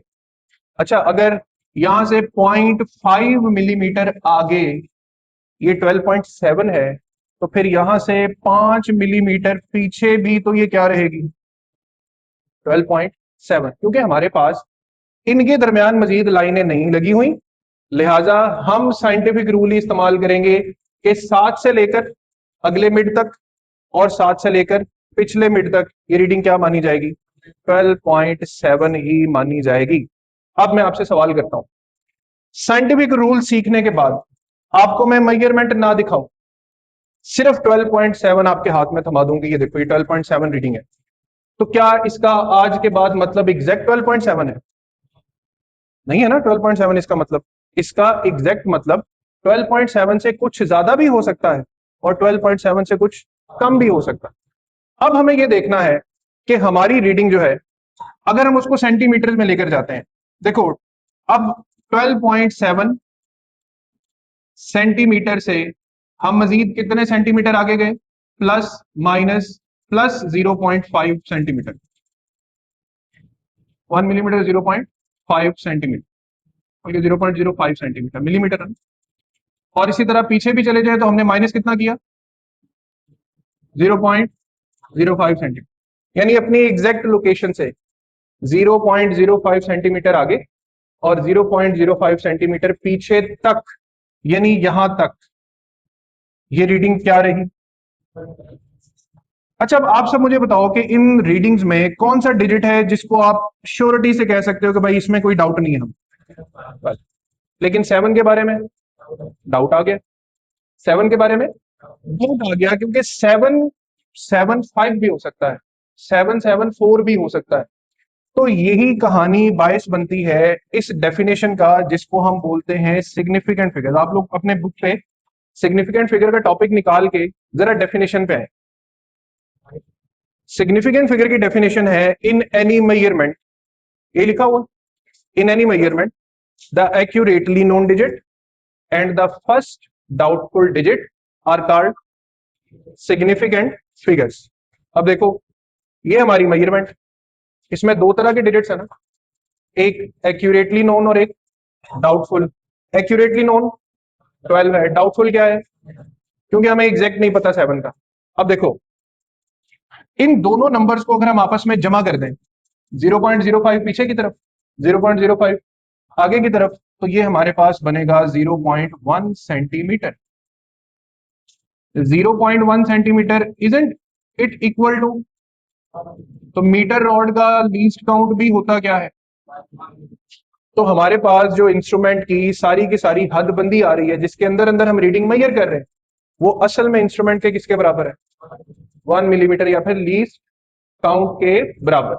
यानी हम मीटर रॉड से लीस्ट एक्यूरेट रीडिंग जो मेजर कर सकते हैं वो कितनी है, 1 मिलीमीटर। इससे छोटी रीडिंग के लिए हमें मीटर रॉड छोड़ना पड़ेगा और किस पे जाना पड़ेगा, जिसका लीस्ट काउंट कितना है 0.1 मिलीमीटर और स्क्रू गेज का 0.01 मिलीमीटर। तो फिर दोबारा अनसर्टेनिटी के वर्ड पे आते हैं। हम कितने सर्टन थे कि ये 12.7 है, और एक छोटे से साइंटिफिक रूल को समझने के बाद कि 12.7 से कुछ आगे भी ये 12.7 ही मानी जाएगी, कुछ पीछे भी ये 12. पिछले आधे और अगले आधे के दरमियान में जहां कहीं भी ये पेंसिल की टिप होगी, ये क्या कंसीडर होगा, 12.7। अब बच्चों, ये 12.7 सेंटीमीटर ही क्यों बताना है, क्योंकि देखो आपका लीस्ट काउंट किस शक्ल में है, 1 मिलीमीटर, जिसे हम क्या लिख सकते हैं, 0.1। तो अगर हमें ये जवाब सेंटीमीटर में देना ना, हम डेसिमल के बाद सिर्फ एक नंबर दे सकते, डेसिमल के बाद सिर्फ।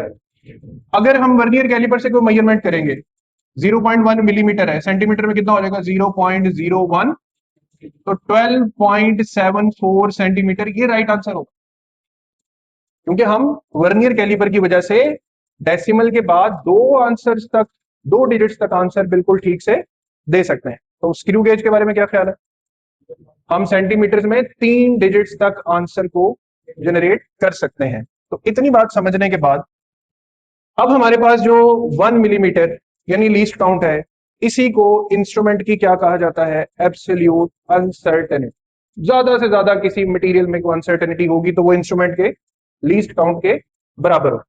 अब लीस्ट काउंट से हटके अनसर्टेनिटीज की 3 किस्में लिखी हुई हैं, जो बुनियादी तौर पे सिर्फ 2 हैं। तीसरी किस्म जो है वो दूसरी का ही आगे एक एजेंडा है। एब्सोल्यूट अनसर्टेनिटी क्या होगी, लीस्ट काउंट। लेकिन उससे पहले इस 12.7 को लिखने का एक साइंटिफिक तरीका आप समझ लो। 12.7 प्लस माइनस 0.1 सेंटीमीटर, ये तरीका क्या है भाई। ये जो रीडिंग मैंने आपको दी है 12.7, ये प्लस माइनस 0.1 सेंटीमीटर लिखने की क्या जरूरत है, इस जरूरत को समझो बच्चों। ये सिंबल्स क्या बता रहे हैं कि एक दफा इसमें इसको प्लस करो और एक दफा इसको माइनस करो। अब 12.7 में से माइनस करते हैं 0.7, क्या बचेगा, 12.6 सेंटीमीटर। अब इसमें प्लस करते हैं 12.8। अब कहानी ये है कि किसी भी इंस्ट्रूमेंट पे 12.7 वो रीडिंग है जो 12.6 और 12.8 के कहां एग्जिस्ट करती है। ये रीडिंग को समझाने का, बताने का बेहतरीन तरीका है। जैसे आप किसी बेंच पे 3 स्टूडेंट्स बैठे हैं, ए, बी और सी। बाहर से पूछे यार ये बी स्टूडेंट किधर है, तो सबसे एक्यूरेट मेथड पता क्या है, अच्छा अब कोई आगे बता दे वो क्लास में है, तो भाई एडी बड़ी जगह से दस देता है बी स्टूडेंट, इतनी बड़ी क्लास में उसे कहां ढूंढे, शॉर्टली करके बताओ। तो आप उसे कहें कि भाई वो पहले बेंच पे ए और सी के दरमियान में है। कितनी एक्यूरेट इंफॉर्मेशन, पहले बेंच पर ए और सी के दरमियान में, ये हमारी रीडिंग है बी। और इसके साथ प्लस माइनस 0.1 सेंटीमीटर लिखने का मतलब ये है कि ये रीडिंग बी ए और सी के दरमियान। ये मेथड समझ आया? अब इस मेथड में बच्चों ये जो 12.7 है ये हमारी मेजरमेंट है। 12.7 क्या है? क्या ये भी मेजरमेंट है? ये तो इंस्ट्रूमेंट का लीस्ट काउंट है। ये तो इंस्ट्रूमेंट का, तो जब भी रीडिंग को इस शक्ल में आप देखो, जो कि आप देखोगे भी आने वाले टॉपिक्स में, तो इसका पहला हिस्सा क्या होगा? मेजरमेंट। दूसरा हिस्सा क्या होगा? Least count. अब इस मेजरमेंट के साथ अगर 0.1 सेंटीमीटर लिखा है तो आप फिजिक्स के स्टूडेंट होने के नाते फौरन समझ जाओगे ये मेजरमेंट किससे की गई है। समझ आई ना बात? और अगर यहाँ पे 0.01 लिखा हुआ, वर्नियर कैलिपर है, 3 डिजिट्स हुए तो आज से पहले तो नहीं पता था ना, लेकिन अब के बाद हम सिर्फ रीडिंग देख के बता सकते हैं कि इसको मेजर करने वाला इंस्ट्रूमेंट कौन सा है। मेजरमेंट और लीस्ट काउंट, ध्यान इधर, मेजरमेंट और एब्सोल्यूट अनसर्टेनिटी, मैंने ठीक बोला? मेजरमेंट और लीस्ट काउंट, मेजरमेंट और absolute uncertainty. Then what is fractional uncertainty? देखो जब आपने मेजरमेंट लिखी 12.7 प्लस माइनस 0.1 सेंटीमीटर, तो फ्रैक्शन पहले तो कहते हैं रेशो को, कहते हैं ना ए बटा बी।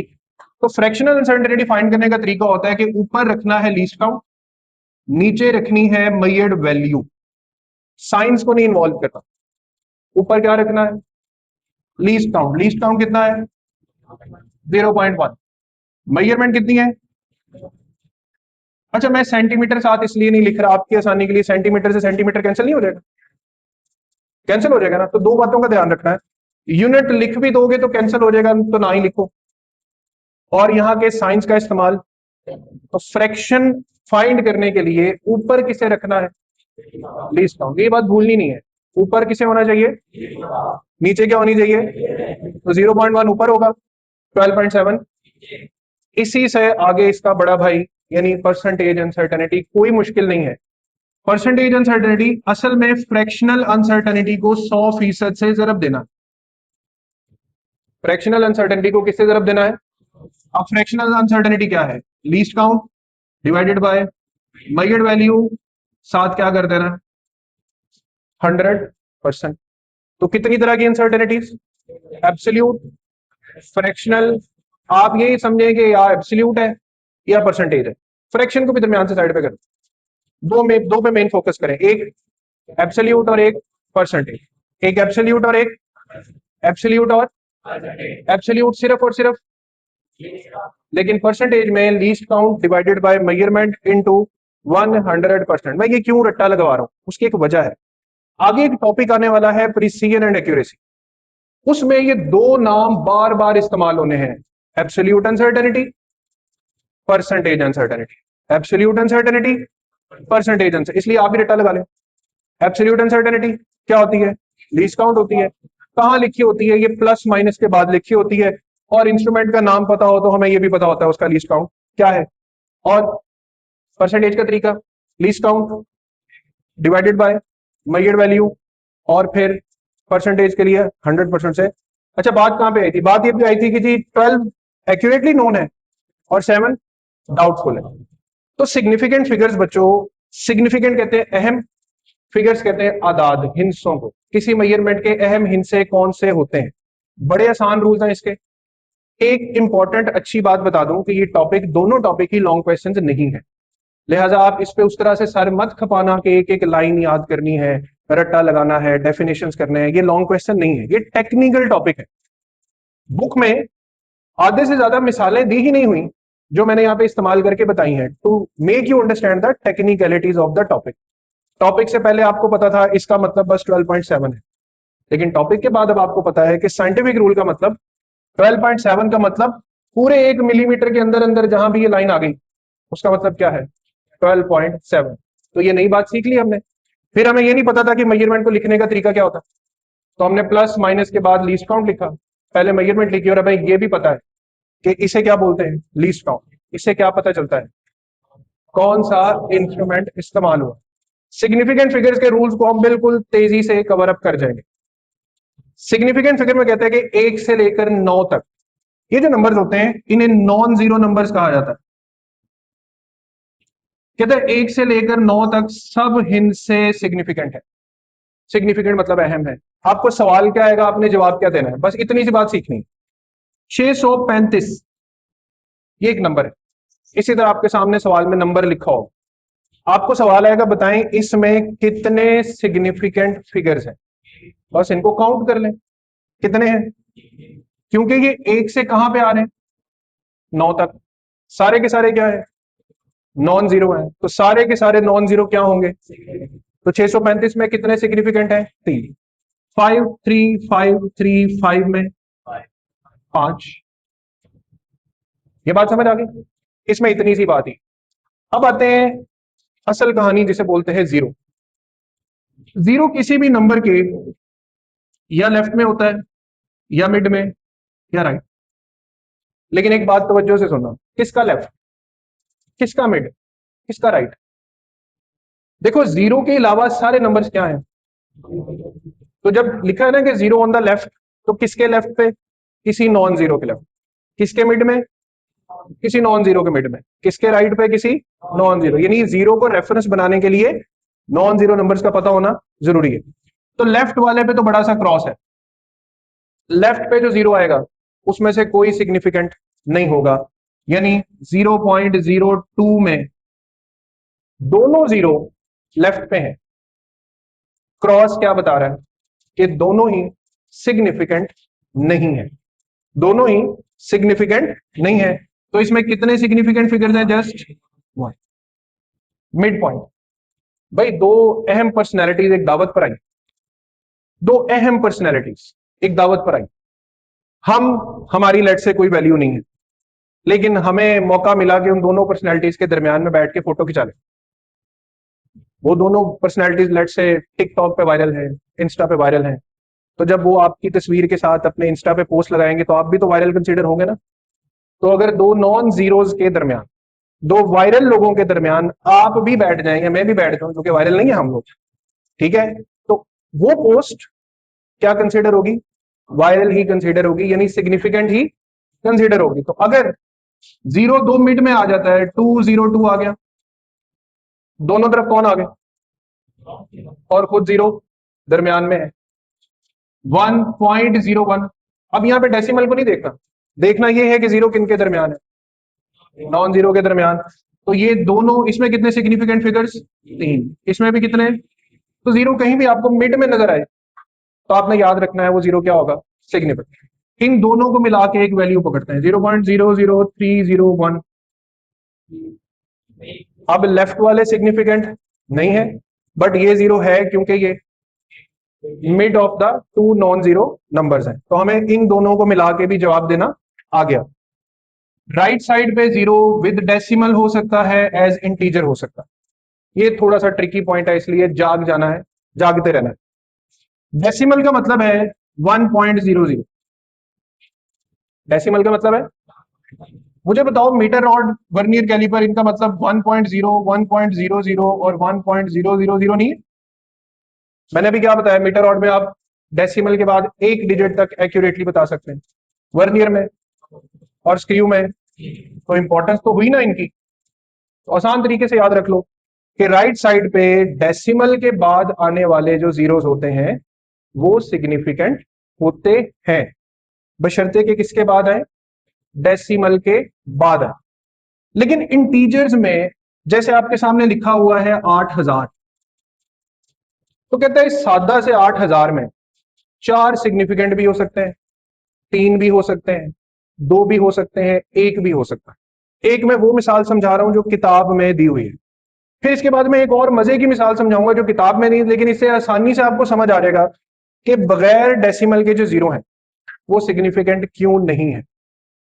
एक रूल होता है, तो जो पूरी मेरी तरफ, एक रूल होता है कि सिस्टम ऑफ यूनिट्स के बदलने से, क्या बदलने से, नंबर ऑफ सिग्निफिकेंट फिगर्स नहीं बदलने चाहिए।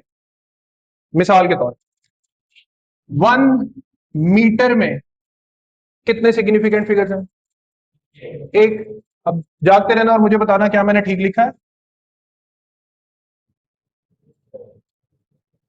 1 मीटर कितने सेंटीमीटर के बराबर होता है, मैंने सिस्टम ऑफ यूनिट्स को चेंज किया, मीटर को क्या बना दिया तो मैंने भी क्या बताया कि सिस्टम ऑफ यूनिट्स का चेंज हो जाना तो हो गया आपके सामने, बट रूल क्या बताया मैंने, सिस्टम ऑफ यूनिट्स के चेंज होने से सिग्निफिकेंट फिगर्स की तादाद पे कोई फर्क नहीं पड़ना चाहिए।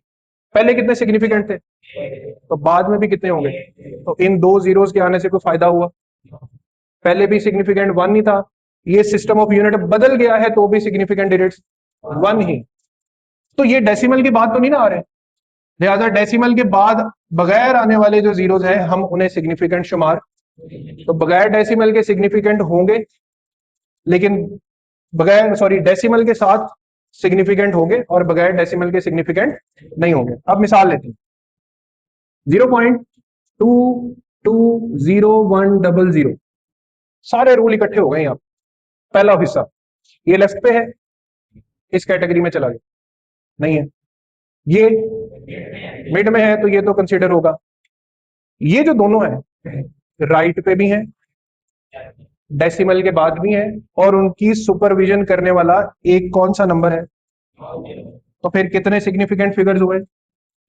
6 सिग्निफिकेंट फिगर्स हो। ये वाली मिसाल मैं पूरी कर दूं, देखो आपके पास एक 8000 किलो का वजन है, लेकिन आपकी किस्मत माड़ी कि आपके पास इस वजन को नापने के लिए सिर्फ किलो किलो के पत्थर है, कितने किलो किलो के पत्थर हैं, तो आप उस 8000 के वजन को नापने के लिए जब उसे तराजू पे रखोगे तो दूसरी तरफ कितने पत्थर रखोगे किलो वाले, 8 के 8000, यानी आपके पास अगर मैयर करने के लिए सबसे छोटा पत्थर कितना है, तो फिर 8.000 इंटू 10⁻³ kg ये वजन है, और इसमें कितने सिग्निफिकेंट फिगर्स आएंगे, 4, कितने आएंगे, क्योंकि सबसे छोटा पत्थर ही किलो वाला है आपके पास, बैठे रहो तो मैयर करते रहो, पहला पत्थर, दूसरा पत्थर, 5000वां पत्थर, 7000वां पत्थर, 8000वां पत्थर, 8000 पत्थर नहीं रखने पड़ेंगे, तो फिर चारों के चारों हिस्से क्या हो जाएंगे, सिग्निफिकेंट। लेकिन फर्ज करो आपके पास सबसे छोटा पत्थर 10 किलो का है, तो कितने पत्थर रखने पड़ेंगे, 800, कितने पत्थर रखने पड़ेंगे, 800 में कितने डिजिट्स होते हैं, 3, कितने डिजिट्स होते हैं, अब आपके पास अगर छोटा तरीन पत्थर 10 किलो का है तो आपकी रीडिंग है 8.00 इंटू 10⁻³, क्योंकि सबसे छोटा पत्थर कितना था, 10 किलो का, टोटल कितने पत्थर रखने पड़ेंगे, 800 पत्थर, यानी सिग्निफिकेंट फिगर्स कितने हो गए, अगर आपके पास सबसे छोटा पत्थर 100 किलो का है 80 ना, तो आपके पास रीडिंग क्या पड़ी जाएगी, 8 पॉइंट, क्योंकि 80 में कितने डिजिट्स होते हैं, 2। तो इस झंझट से बचने के लिए मैंने आपको यह मिसाल समझाई थी कि सिस्टम ऑफ यूनिट्स के बदलने से नंबर ऑफ सिग्निफिकेंट फिगर्स पे कोई फर्क नहीं पड़ना चाहिए। तो आप इस मिसाल को याद रख के अपने आप को तसल्ली दे लें कि डेसिमल के बगैर यानी इंटीजर्स में आने वाला जो जीरो होता है वो सिग्निफिकेंट शुमार नहीं होता। तो हमारे पास ये मेन टॉपिक है। अभी सिग्निफिकेंट फिगर्स में कुछ पॉइंट्स रह गए हैं, लेकिन उसको हम नेक्स्ट लेक्चर पर ले जाएंगे। आज के दिन में हम कवर अप करते हैं कि हमने अनसर्टेनिटी को कैसे अंडरस्टैंड करना है। दो मेन टाइप्स, एब्सोल्यूट और परसेंटेज।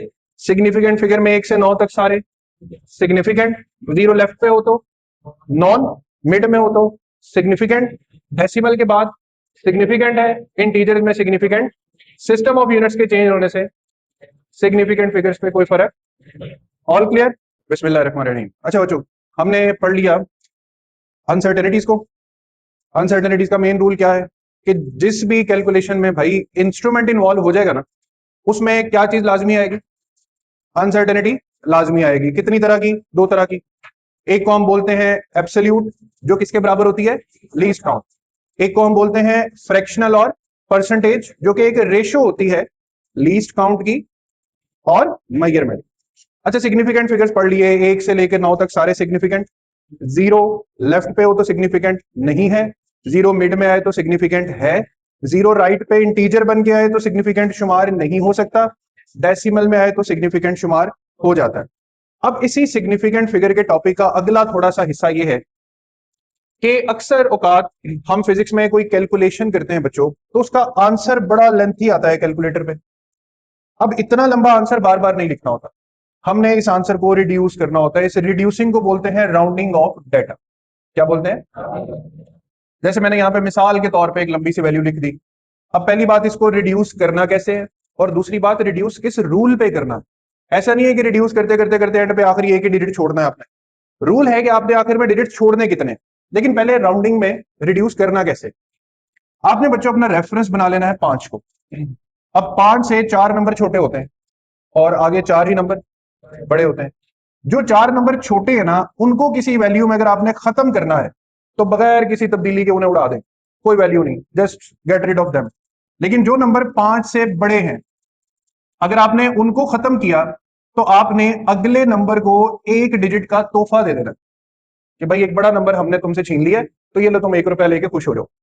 ठीक है, जैसे 6 को मैंने खत्म करना है, तो 6 को उड़ाने के लिए मुझे इस 2 को क्या करना पड़ेगा। आई एम होपफुल समझ आ गई आपको, इतनी आसान सी बात है, मुश्किल नहीं है। लेकिन 3 को उड़ाना है तो कुछ भी नहीं, 3 को उड़ाना तो कुछ नहीं, नथिंग। इस 3 को उड़ाया, फिर कुछ भी नहीं। लेकिन अब खुद 5 आ गया है, मैंने तो भी बताया 5 से बड़ा हो या 5 से छोटा हो। अब खुद 5 आ गया तो क्या करना है, खुद 5 आ जाए तो आपने इससे अगले डिजिट में एक खूबी देखनी है कि वो डिजिट इवन है या ऑड है। इवन है या ये कौन सा है, ऑड है। ऑड नंबर की डिवीजन इतनी आसान नहीं होती, लेकिन इवन की आसान होती है। तो अगर 5 से आगे ऑड नंबर हो तो 5 को उड़ाते हुए आपने इसको 1 रुपया दे देना है। लेकिन अगर ये नंबर ऐसे लिखा हो 6 5, तो अब 5 के बाद क्या है 6, यानी इवन नंबर है, तो अब आपने इवन को कुछ नहीं कहना, 5 को उड़ा देना। यानी 5 पे आगे 2 फैसले करने, ऑड है तो क्या बना देना है इवन, इवन है तो बस छोड़ दें, कोई इशू नहीं है। अब 6 से ये क्या हो जाएगा 10। अब 10 को हम यहां पे एज अ 10 नहीं लिखेंगे, हम इसको जब 10 बनाएंगे तो 9 की जगह लिखेंगे 0 और 1 हासिल करके 6 में क्या कर देंगे ऐड। जैसे आप सिंपल जमा तो फ्रीक में भी तो ये करते हैं ना, एक कैरी किया और अगले नंबर में ऐड कर दिया। तो राउंडिंग समझ आ गई यहां तक। अब राउंडिंग के रूल्स क्या है, आपके पास 2 रूल्स आपने सीखने हैं बच्चों, ध्यान से गौर से सुनने हैं। बाज़ औक़ात कैलकुलेशन में मल्टीप्लीकेशन और डिवीजन होती, वहां राउंडिंग कैसे करनी। बाज़ औक़ात कैलकुलेशन में प्लस और माइनस होता है, वहां पे राउंड ऑफ कैसे करना है। जहां मल्टीप्लीकेशन डिवीजन हो वहां पे कहता है कि आपका आंसर लीस्ट एक्यूरेट रीडिंग की तरह हो। कोई पल्ले नहीं पड़ी बात, what is meaning bye least accurate reading. इसको हम कहते हैं सबसे कम सिग्निफिकेंट फिगर्स जिस वैल्यू में होंगे ना, हमारा आंसर उतने हिस्सों पे मुश्तमिल होना चाहिए। पहले क्वेश्चन को गौर से समझ लो, क्वेश्चन क्या है। एक रकम दूसरी रकम से मल्टीप्लाई और तीसरी रकम से डिवाइड हो रही, और इसका एक जवाब आ गया। ये इतना लंबा जवाब है, जवाब को राउंड ऑफ करना है, मगर कितना करना है ये रूल लिखा हुआ। कितना करना है, उस वैल्यू तक इसको राउंड ऑफ करना है जिसमें कम से कम क्या हो सिग्निफिकेंट फिगर्स। अब देखो मुझे बताओ इसमें कितने सिग्निफिकेंट फिगर, 4, गुड शाबाश। इसमें कितने, इसमें कितने, तो हमारी आंसर में कितने कम से कम डिजिट रह जाएं 3। इतनी सी बात की बस समझने वाली। लेकिन वो रकम हो क्या रही हो, या मल्टीप्लाई या डिवाइड। तो मल्टीप्लाई डिवाइड में किसको देखते हैं, लीस्ट एक्यूरेट रीडिंग को। किसको देखते हैं, जिसमें सबसे कम सिग्निफिकेंट फिगर्स। हमने पहचान की, हमें पता लगा इसमें 3 है, तो मैंने इस आंसर को श्रिंक करके 3 हिस्सों तक लेकर आना है। कैसे लाना है, 2 5 से छोटा है उड़ गया, 8 5 से बड़ा है उड़ाओगे तो अगली रकम 10 होगी, 10 में 0 इधर कर दो, इसको 9 कर दो। ठीक हो गया, 0 गया 9 गया तो ये 7 बन जाएगा, 7 गया तो ये 8 गया तो ये, आगे बढ़ू, नहीं बढ़ना चाहिए ना, क्योंकि 3 सिग्निफिकेंट फिगर्स तक आंसर आ गया। ये हमारा राइट आंसर। राउंडिंग ऑफ तो करना है, मतलब खिलारे नो पूरा दिन ना चुक देना, कितना समेटना है। तो साइंटिफिक रूल क्या है, सवाल में जितने कम से कम सिग्निफिकेंट फिगर्स हैं जवाब में भी उतने ही होने चाहिए। इस तरह का सवाल आपकी एक्सरसाइज में आएगा। लेंथ दी होगी, एरिया दिया, विड्थ दी होगी, एरिया मालूम करना है। अब एरिया फाइंड करने के लिए लंबाई और चौड़ाई आपस में क्या खाते हैं, जरब। जरब के लिए रूल क्या है, लीस्ट एक्यूरेट रीडिंग। यानी आपका जवाब चाहे लेंथी भी हो जाए, पर आपने उस जवाब को छोटा करना है कितने नंबर तक, कम से कम सिग्निफिकेंट फिगर्स तक। अच्छा, अब अगर आप प्लस माइनस कर रहे हैं, मल्टीप्लाई डिवाइड से हम निकल गए, अब हम क्या कर रहे हैं, प्लस माइनस। वो कहते हैं least number of decimal places. आपका जवाब मैंने यहां पे क्या लिखा है, आंसर। आंसर कैसा होना चाहिए, आंसर में होनी चाहिए least number of decimal places. आसान उर्दू पे आते हैं, 72.1 जमा 3.42 जमा 0.003, एक जवाब आ गया। लेकिन जवाब में इशारी के बाद 3 हिस्से हैं, जबकि हमारे सवाल में देखें इशारिये के बाद सबसे कम डिजिट्स कितने हैं? एक है और एक ही है, एक है और तो हमारे जवाब में भी इशारिये के बाद कितने हिस्से होने चाहिए? एक। कैसे आएगा भाई? 3 5 से छोटा है ना, उड़ गया। 2 5 से छोटा है, ये जवाब आ गया। कैसा जवाब आया? Least number of decimal places, least number of decimal places. हाँ भी जवानों, मल्टीप्लीकेशन डिवीजन अलग चीज है, प्लस माइनस अलग चीज है, दोनों अलग अलग समझ आ गई। मल्टीप्लाई डिवाइड करना है तो रूल क्या है? Least accurate reading. Scientific language है, आनी चाहिए बंदे को, ठीक है। अगर जब नए नए फर्स्ट ईयर में आए बट फिर भी नई बातें नई चीजें सीखनी है ना। और आंसर प्लस माइनस में कैसा होना चाहिए? यहां तक हमारा सिग्निफिकेंट फिगर्स का टॉपिक जो है वो खत्म होता है और इसके बाद हमारा आखिरी टॉपिक शुरू होता है, प्रिसीजन एंड एक्यूरेसी। किताबी तौर पे पढ़ने में सीखने में इंतहाई बोरिंग टॉपिक है, लेकिन हमने इसे बोरिंग रहने नहीं देना। हमने इसे ऐसे सीखना है कि हमें हमारी जिंदगी के हर लम्हे हर मौके पे पता चले कि हम प्रीसाइज हैं या फिर हम एक्यूरेट हैं। 2 डेफिनेशंस को लेके चलेंगे, उसके बाद एक थोड़ी सी गेम खेलेंगे और फिर हम वापस मैथमेटिक्स पे आ जाएंगे। प्रिसीजन और एक्यूरेसी, इन दोनों चीजों का ताल्लुक आपके तजर्बे से है, एक्सपेरिमेंट से। किससे है? एक्सपेरिमेंट से। प्रिसीजन है how close are two measurements, accuracy है how close a measurement to the true value. आप में से यहां पे फास्ट बॉलर है, तेज बॉल करा सकता हो, वो क्रिकेटर हो यहां पे कोई बॉलिंग? अच्छा, अब ये एक बॉलर है। अब बॉलर का दिल क्या करता है कि मेरी स्पीड ऐसी हो और मेरी परफेक्शन ऐसी हो कि दरमियान वाली किल्ली उखड़े, ऐसे ही है ना। तो बॉलर अपने माइंड में एक गोल लेकर आता है कि मैंने गेंद करानी है और वो दरमियानी विकेट उखाड़नी है मैंने। अब जो दरमियानी विकेट है वो हमारा असल टारगेट है, वो हमारा असल। क्या 6 की 6 बॉलें आप दरमियानी विकेट पे डाल सकते हैं? नहीं डाल सकते। तो टारगेट अचीव करने के लिए जब आप तजर्बा रिपीट करते हो तो जरूरी नहीं है कि आप वो टारगेट अटेन भी करो। अब नया नया बॉलर है, दिल में जोश बड़ा है कि मैंने दरमियानी के लिए उखाड़नी, अगले दी बांह सीधी नहीं हैगी, पहली बॉल फेंकता है, पहली बॉल ही वाइड से बाहर जा रही। टारगेट दिल में क्या लेके गया? दरमियानी किल्ली उखाड़नी है मैंने, बॉल किधर गई? वाइड। अगली गेंद कराई, फिर दिल में टारगेट क्या है? दरमियानी किल्ली उखाड़नी, बॉल फिर गई वाइड। अब 2 दफा आपने टारगेट दिमाग में क्या रखा? मैंने किल्ली उखाड़नी। वो टारगेट था आपकी, बट आप किल्ली तो नहीं उखाड़ पाए, विकेट तो नहीं उखाड़ पाए, लेकिन आपने 2 दफा वाइड बॉल की। हाउ क्लोज आर, क्या आपकी 2 गेंदें आपस में कैसी हैं? मिलती जुलती हैं कि नहीं है? वो असल टकराई है कि नहीं टकराई, किल्ली से टकराई है कि नहीं, लेकिन वो जो दोनों आपने कराई है ना वो एक जैसी हैं या? और अगर आपने किसी एक बॉल पे विकेट वाकई उखाड़ दी तो फिर आप प्रीसाइज के साथ साथ क्या हो जाओगे? एक्यूरेट। तो असल हदफ हासिल करना एक्यूरेसी है, और किसी गलत हदफ को भी बार बार हासिल कर लेना क्या है? प्रिसीजन है।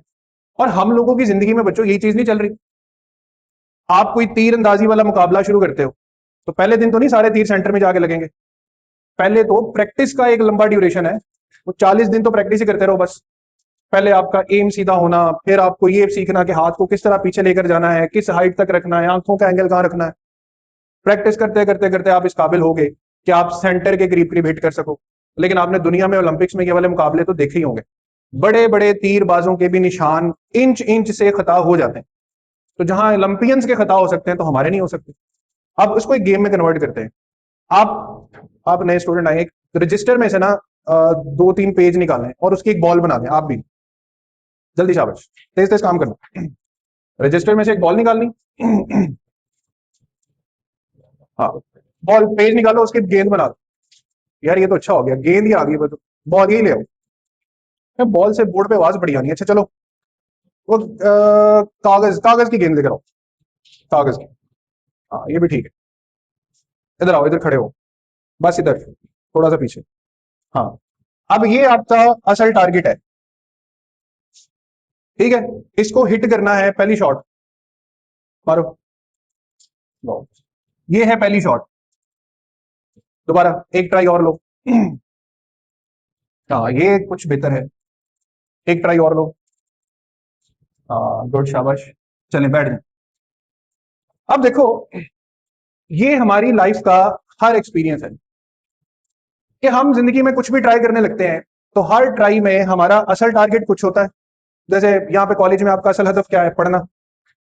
पर ये पहले दिन ही था बस, उसके बाद टारगेट या इधर जा रहा है या इधर जा रहा है या उधर जा रहा है, आहिस्ता आहिस्ता आधे सेशन के बाद टारगेट कॉलेज से बाहर ही होगा ज्यादातर, और बाद में तो कॉलेज में भी नहीं एंटर होगा टारगेट।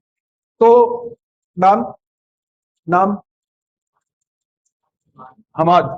अब हमाद ने पहली ट्राई ली, वो गोल तो ही बाहर है, लेकिन उसके बाद कुछ परफेक्शन आई और एक्यूरेसी के बहुत करीब करीब जाके हिट हुआ, एक्यूरेसी को भी हिट नहीं हुआ। तो हमाद की रीडिंग में ये वाला आंसर तो पाया जाता है कि हाउ क्लोज आर, लेकिन how close a measurement to the true value, इसका भी शुमार नहीं हुआ। हाँ, हमाद में और ट्राइयां लेते और हमाद इसको भी टच कर देता तो फिर दोनों बातें पूरी हो जानी थी कि मेजरमेंट्स आपस में क्लोज भी होनी थी और मेजरमेंट ट्रू वैल्यू के करीब भी होनी थी। यहां से मेरा ख्याल है आप लोगों को अच्छे से क्लियर हो गया होगा कि प्रिसीजन में और एक्यूरेसी में फर्क क्या होता है। एक्सपेरिमेंट में हमने जी की वैल्यू फाइंड करनी है, तो जी की वैल्यू यानी 9.8 ये हमारा टारगेट है। इसे हासिल कर लिया तो हम क्या होंगे, लेकिन हम जब तजुर्बा करते हैं जवाब आ रहा होता है 9.71, 9.72, 9.76 या 67, तो हासिल क्या करना था, जवाब कोई और ही जा रहा है। तो precision is how close are two measurements, accuracy is how close are measurement to the true value. इसी कहानी पे देखो हमारे निशाने कुछ इस तरह लगे हुए हैं, तो ना रीडिंग्स क्लोज हैं ना असल रीडिंग के पास पास हैं, तो ना हम प्रीसाइज हैं ना हम यहां पर एक जगह पे कई दफा हिट कर चुके हैं, लेकिन असल हदफ को भी हिट नहीं किया हमने, तो हम प्रीसाइज हैं मगर एक्यूरेट नहीं है। हमने हिट करते करते दरमियान में एक दफा असल हदफ भी हासिल कर लिया पर उसको बार बार हासिल नहीं किया, तो हम एक्यूरेट तो हो गए बट हम प्रीसाइज। तो दुनिया का परफेक्ट तरीन इंसान वही होगा जिसके चारों निशाने भी यहां लगे और चार के चार भी यहां लगे, वो प्रिसाइज भी होगा वो एक्यूरेट भी होगा। फलसफा समझ आ गया प्रिसीजन एक्यूरेसी का। अब प्रिसीजन का ताल्लुक आपकी एब्सोल्यूट अनसर्टेनिटी से है, एक्यूरेसी का ताल्लुक आपकी परसेंटेज अनसर्टेनिटी से। इन बातों पे मैं ज्यादा सर नहीं खपाऊंगा आपका, क्योंकि कल लास्ट लेक्चर में भी हमने यही पढ़ा कि प्रिसीजन और जो एब्सोल्यूट अनसर्टेनिटी होती है वो लीस्ट काउंट, और परसेंटेज कैसे फाइंड करते हैं, इसको इस पे डिवाइड करना है और फिर 100% से, यानी मैंने इधर क्या लिखी हुई है एब्सोल्यूट अनसर्टेनिटी ये, और यहां पर क्या दिखाया हुआ है परसेंटेज। कहते हैं रीडिंग मोर प्रिसाइज होगी अगर उसकी एब्सोल्यूट अनसर्टेनिटी क्या होगी, स्मॉल। यानी एब्सोल्यूट अनसर्टेनिटी थले नु जाए तो प्रिसीजन कितने जाएगी, ऊपर को जाएगी। जितनी स्मॉल एब्सोल्यूट अनसर्टेनिटी होगी, नहीं जितना छोटा लीस्ट काउंट होगा आपकी रकम उतनी ज्यादा क्या होगी, प्रीसाइज होगी। परसेंटेज को रखना है एक्यूरेसी के साथ, आपकी एक्यूरेसी उतनी ज्यादा होगी, मोर एक्यूरेसी, अगर परसेंटेज अनसर्टेनिटी क्या होगी। रट्टे का तरीका क्या है, एब्सोल्यूट भी क्या होनी चाहिए, परसेंटेज भी क्या होनी चाहिए, यानी दोनों में स्मॉल ही आना। पहला लफ्ज क्या है, more precise if absolute uncertainty is, more accuracy if percentage uncertainty is small. तो मोर प्रिसीजन कब होगी बच्चों, जब एब्सोल्यूट अनसर्टेनिटी स्मॉल होगी। मोर एक्यूरेसी कब होगी, जब परसेंटेज अनसर्टेनिटी स्मॉल हो। ठीक है, ये एब्सोल्यूट अनसर्टेनिटी और ये तरीका किसका है, परसेंटेज। ये नीचे मैंने फलसफा भी समझा दिया और अब आखिर में मैक्सिमम 5 मिनट की बातें रहेगी। देखो जैसे सिग्निफिकेंट फिगर में रूल थे मल्टीप्लीकेशन डिवीजन के, प्लस और माइनस के, इसी तरह प्रिसीजन एक्यूरेसी में भी रूल है, प्लस माइनस के अलग है, मल्टीप्लीकेशन डिवीजन के अलग है, और ऐसी रकमें जिनमें पावर आ जाए उनके रूल अलग हैं। टोटल कितने रूल सिखाने जा रहा हूं, 3। किस किस के, प्लस माइनस के, दूसरा मल्टीप्लाई डिवाइड, तीसरा पावर, मल्टीप्लाई प्लस माइनस का रूल। एक रकम दूसरी रकम में से माइनस करनी, लेकिन साथ अनसर्टेनिटी भी लिखी हुई है, तो रूल कहता है एब्सोल्यूट अनसर्टेनिटीज को नहीं माइनस करना, रकमों को अगरचे क्या करना है, माइनस करना है, पर एब्सोल्यूट अनसर्टेनिटीज को माइनस, उन्हें क्या करना है। यानी ये x1 ये x2 ये मेजरमेंट्स है, याद रखना ये मेजरमेंट्स नहीं है, ये तो क्या है, लीस्ट काउंट को क्या बोलते हैं, रूल क्या लिखा हुआ, एब्सोल्यूट अनसर्टेनिटीज आर। तो इनको आपस में माइनस करके 10.2 जवाब आ गया, मिसाल के तौर 25.6 में से 15.4 निकालेंगे 10, यहाँ पे प्लस माइनस लिखना, प्लस माइनस के बाद क्या लिखूं, 0, इसमें से इसको माइनस कर दूं, क्या करूं, ऐड कर दूं, तो 0.2 सेंटीमीटर, ये हमारा आंसर। रूल क्या है, एब्सोल्यूट अनसर्टेनिटीज आर, बात क्लियर। फॉर मल्टीप्लीकेशन एंड पहले रूल पे फोकस करना है, वो कहता है ऐड तो करना है लेकिन अब की बार एब्सोल्यूट को नहीं, परसेंटेज को। फिर दिमाग में रिकॉल कर लो परसेंटेज कैसे निकालते थे भला, uncertainty divided by measurement into, यानी ये अमल कर दिया तो कौन सी अनसर्टेनिटी निकलेगी? परसेंटेज। जागते रहना, ध्यान इधर। ओहम्स लॉ पढ़ा होगा मैट्रिक में, V is equal to I R, पढ़ा ना? ये V, ये I, कहता है R निकालो, निकाल लेते हैं। ये V है, ये I है, R इज इक्वल टू, तो R is equal to V over I में बस ये पुट करना है, जवाब आ जाएगा। जवाब आया हुआ है 5.0। लेकिन इसके बाद वो कह रहे हैं कि आपने अपने जवाब में अनसर्टेनिटीज को डील करने के लिए क्या करना है, किसको ऐड करना है? वोल्टेज में परसेंटेज मैंने 3% लिखी, मुझे आपने बताना है मैंने कैसे निकाली। ऐसे, ये तरीका लिखा नहीं हुआ, 0.1 डिवाइडेड बाय इनटू 100%, तो जवाब आया। इसी तरह करंट में जवाब आया। रूल क्या है? परसेंटेज को क्या कर दो, 7 जमा 3, तो हमारी रेजिस्टेंस 5.0 ओम है विद कितने परसेंट अनसर्टेनिटी? 10। लेकिन बच्चों आखिरी बड़ी इंपॉर्टेंट बात, जिस शक्ल में सवाल है उसी शक्ल में जवाब देना। सवाल में है ना प्लस माइनस 0.1, तो रेजिस्टेंस के साथ 5.0 में प्लस माइनस के बाद में क्या लिखूं? 10 लिखूं? यहां पे एक बहुत बड़ी गलती है जिसे बचाना है, 10 नहीं लिखना। आपने रफ अमल में जाना है, वहां पे इस 5 का 10% मालूम कर लेना। इस 5 का जितने फीसद निकला होगा 10%, 5 का 10% कितना होता है? 0, तो 5.0 प्लस माइनस 0.5, 7 जवाब क्या आ जाएगा? तो 3 हिस्से। पहला हिस्सा रूल, किसको ऐड करना है? परसेंटेज। लेकिन कब ऐड करना है? जब रकम या मल्टीप्लाई या डिवाइड हो। और आखिरी बात, अगर किसी रकम में पावर आ जाती, बहुत आसान सी बात, एरिया का फॉर्मूला आता है ना सबको, तो आर के ऊपर क्या आ रही है? पावर। आर के ऊपर क्या आ रही है? कितनी है पावर? 2। रूल है पावर को परसेंटेज अनसर्टेनिटी से क्या करना है?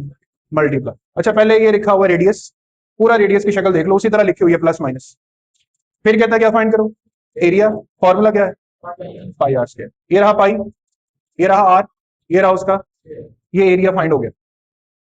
लेकिन मैंने एरिया में ये कैसे लिखा है? 2 इंटू 0.8। देखो फिर वही बात कि मैं इसमें जब परसेंटेज निकालूंगा कैसे निकालूंगा? Least count, measurement. जवाब कितना आ गया? 0.8। आपसे मेरा सवाल है, मैंने यहाँ 0.8 के साथ 2 क्यों लिखा है? Very good. Power multiply by percentage. Power कितनी थी? तो 2 को परसेंटेज से मल्टीप्लाई किया, जवाब कितना आ गया? तो ये जवाब ऐसे नहीं लिखा जैसे ये भी लिखा हुआ, लेकिन मैंने आपको क्या बताया था, ये फाइनल आंसर तो नहीं है। जिस शक्ल में सवाल होगा, तो अब क्या करूं मैं? इस नंबर को 1.6% से क्या कर दूं? मल्टीप्लाई, यानी 4.91 कर लो इसको, तकरीबन 1.6 डिवाइडेड बाय, इसको सॉल्व करोगे ये जवाब आए। और उसको कैसे लिखना है? प्लस और माइनस के साथ। Is that all clear? तो सिग्निफिकेंट फिगर के भी रूल्स हैं, मल्टीप्लीकेशन डिवीजन के और plus minus. How close are two measurements, तो इसे क्या बोलते हैं? How close a measurement to the true value से क्या बोलते हैं? एक्यूरेसी। असेसमेंट में प्लस माइनस का रूल क्या है? Absolute uncertainties are, multiplication division में परसेंटेज आर। जब कहीं भूल जाओ परसेंटेज कैसे फाइंड करनी थी, यहां पे वापस आ जाओ, ऐसे फाइंड करनी थी। इसलिए मैंने एक ही दफा लिख दिया कि बार बार उस पर हमारा दिमाग जाया ना हो। तो यहां पर हमारा थ्योरेटिकली चैप्टर तमाम हो गया। अब हम नेक्स्ट इंशाल्लाह इसकी एक्सरसाइज पे फोकस करें। ओके बच्चों, बिस्मिल्लाहिर्रहमानिर्रहीम। अच्छा बच्चों, आज हमने चैप्टर नंबर 1 के कवर करने हैं सारे न्यूमेरिकल्स। ठीक है, इसके टोटल मेरे ख्याल में 7 न्यूमेरिकल्स लिखे हुए बुक में, देखें 7 ही है। न्यूमेरिकल नंबर 1.1 से लेकर न्यूमेरिकल नंबर 1.7 तक बिल्कुल भी मुश्किल न्यूमेरिकल नहीं है। सिर्फ एक न्यूमेरिकल इसमें दरमियान में ऐसा है जो थोड़ा सा लेंथी या थोड़ा सा ट्रिकी है, बाकी सारे बच्चों वाले न्यूमेरिकल्स हैं। सबसे पहला न्यूमेरिकल, इसमें एक ऑब्जेक्टिव इंफॉर्मेशन भी है। ऑब्जेक्टिव इंफॉर्मेशन में स्टेटमेंट देखें, वो कहता है light year is a unit of distance. इस लाइन को अंडरलाइन करने सब बच्चे, light year is a unit of distance. Light year को उर्दू में नूरी साल बोलते हैं। लाइट ईयर मतलब, देखो आप अगर चलना शुरू कर दो तो सफर तय होगा कि नहीं होगा, तो उसको हम कहेंगे ह्यूमन ईयर।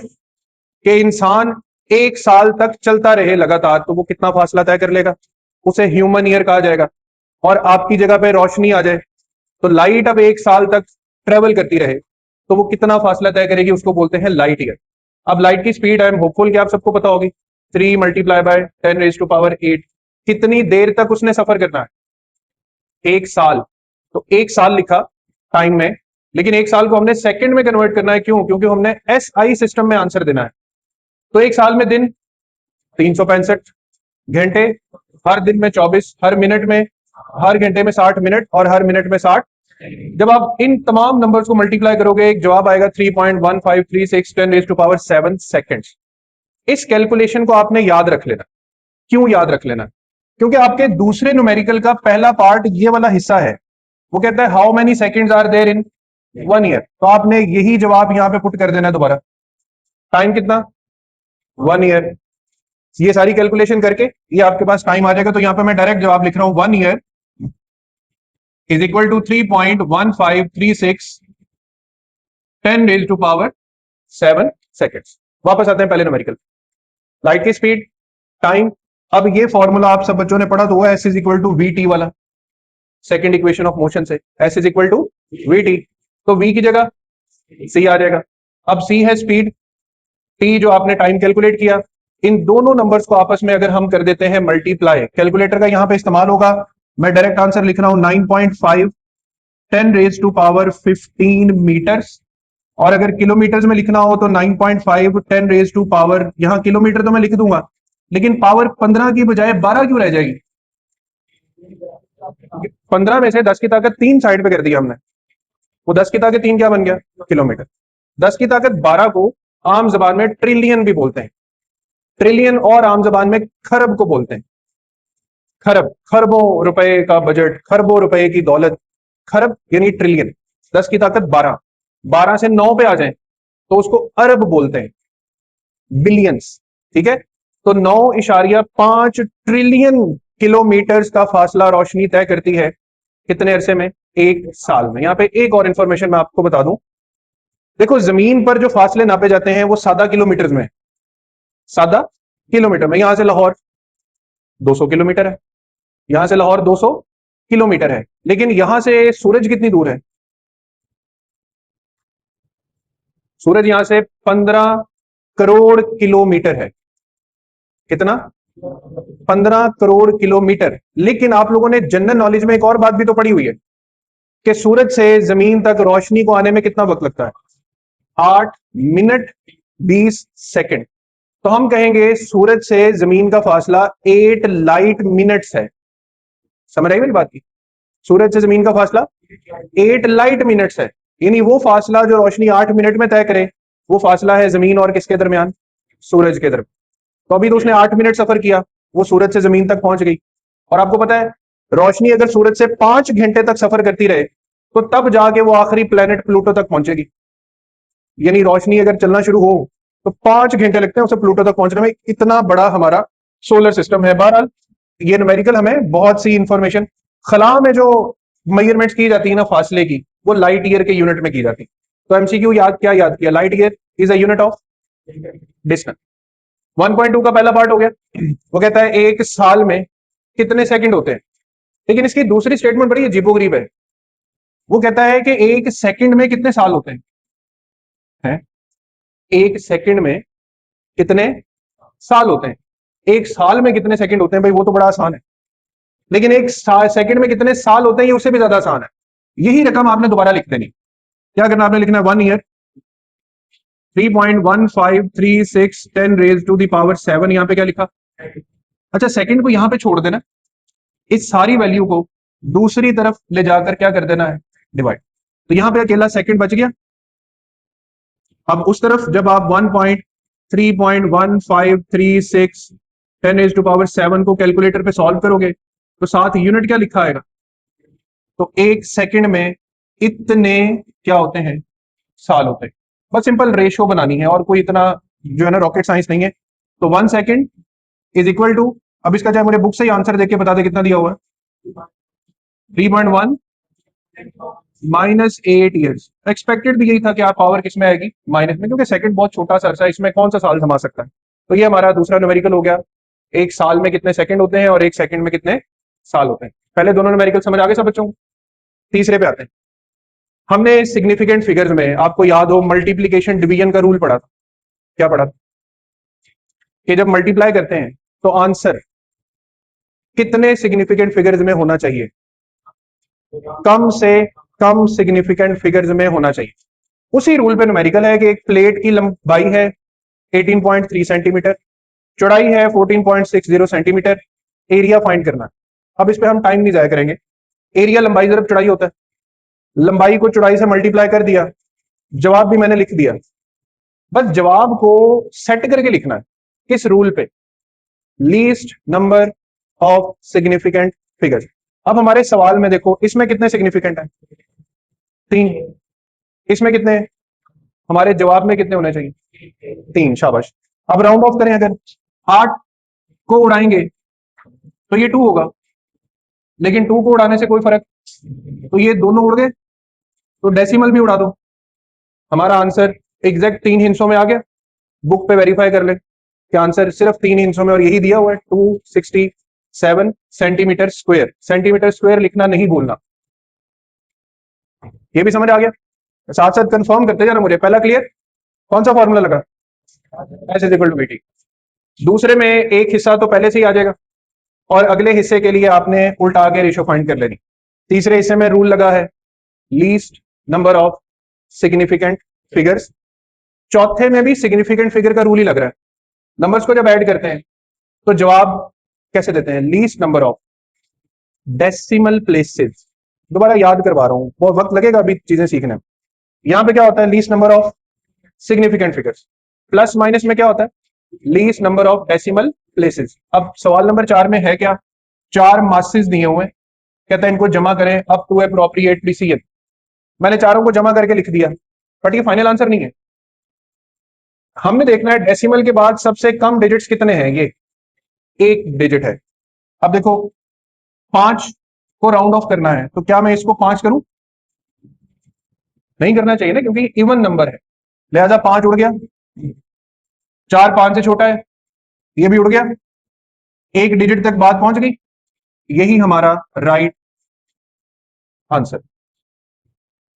बुक पे वेरीफाई भी कर ले। किलोग्राम्स में आंसर, ग्राम में है देखें तो किलोग्राम। चलो ये 7 यूनिट लिख देते हैं, किलोग्राम। तो 4 न्यूमेरिकल्स पक्के हो गए। पहला स्पीड ऑफ लाइट वाला, जिसमें मेन वर्ड है लाइट ईयर।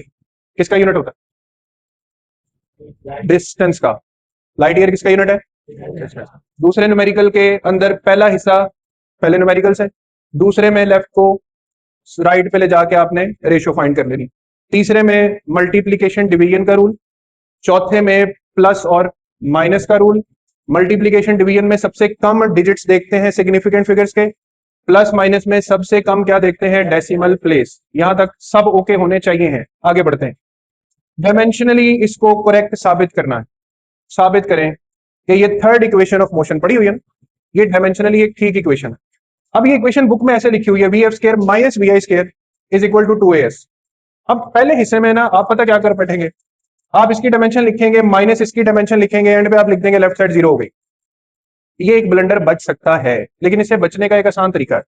ये माइनस वाली रकम दूसरी तरफ जाके क्या हो रहेगी?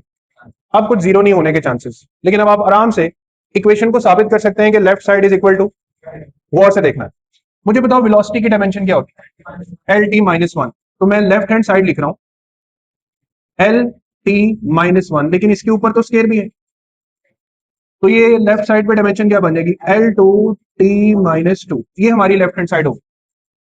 अब आते हैं राइट हैंड साइड। वेलोसिटी की यही डायमेंशन, और ऊपर स्क्वायर भी है, तो ये बनेगा L square T minus 2। Clear? ये एक डायमेंशन हो, प्लस 2 एज इट इज आ जाएगा। एक्सेलेरेशन की डायमेंशन क्या होती है? L T minus 2। ये जिन्होंने डायमेंशन अच्छे से शुरू से पढ़ रहे हैं, एल टी माइनस 2। और साथ ही डिस्टेंस भी है, डिस्टेंस लेंथ होता है ना, तो वो लेंथ यहां पर स्केयर में ले। अब 2 L square T minus 2 plus 1 L square T minus 2, isn't it like 3 L square T minus 2? समझ आई सबको बात? ये 2 times of L square T minus 2, ये 1 टाइम है। दोनों एक जैसे हैं तो जमा हो जाएंगे, क्योंकि सेम डायमेंशन ऐड हो सकती हैं। अब आपको परेशानी नहीं लेनी इस 3 की, क्योंकि डायमेंशनल एनालिसिस में हम नंबर कॉन्स्टेंट्स को डील नहीं करते, हम सिर्फ फिजिकल क्वांटिटी की डायमेंशन देखते हैं। तो देखो लेफ्ट साइड पे ये बन रहा है L2, T minus to, right side पे भी क्या बन रहा है L2 टी माइनस टू। तो इक्वेशन की लेफ्ट हैंड साइड बराबर है किसके, तो ये इक्वेशन डायमेंशनली क्या है, क्या चेक पॉइंट था, मैंने कहा समझाया कि माइनस वाली रकम दूसरी तरफ ले जाके क्या कर लें, पॉजिटिव कर, ताकि आपको कुछ जीरो के शुबा ना हो कि एक में से दूसरा एक जैसा माइनस होगा तो जीरो कर देना, इससे बच जाएंगे हम। 1.6 के बाद 1.5 में एंड पे करवाता हूं, मैथमेटिकल है, थोड़ा लेंथी है, आसान वाले पहले कर लेते हैं। 1.7 पे आ गए। सिंपल पेंडुलम सबने पढ़ा हुआ ना, क्या फॉर्मूला आप लोगों ने पढ़ा हुआ सिंपल पेंडुलम का, 2 पाई एल ओवर जी।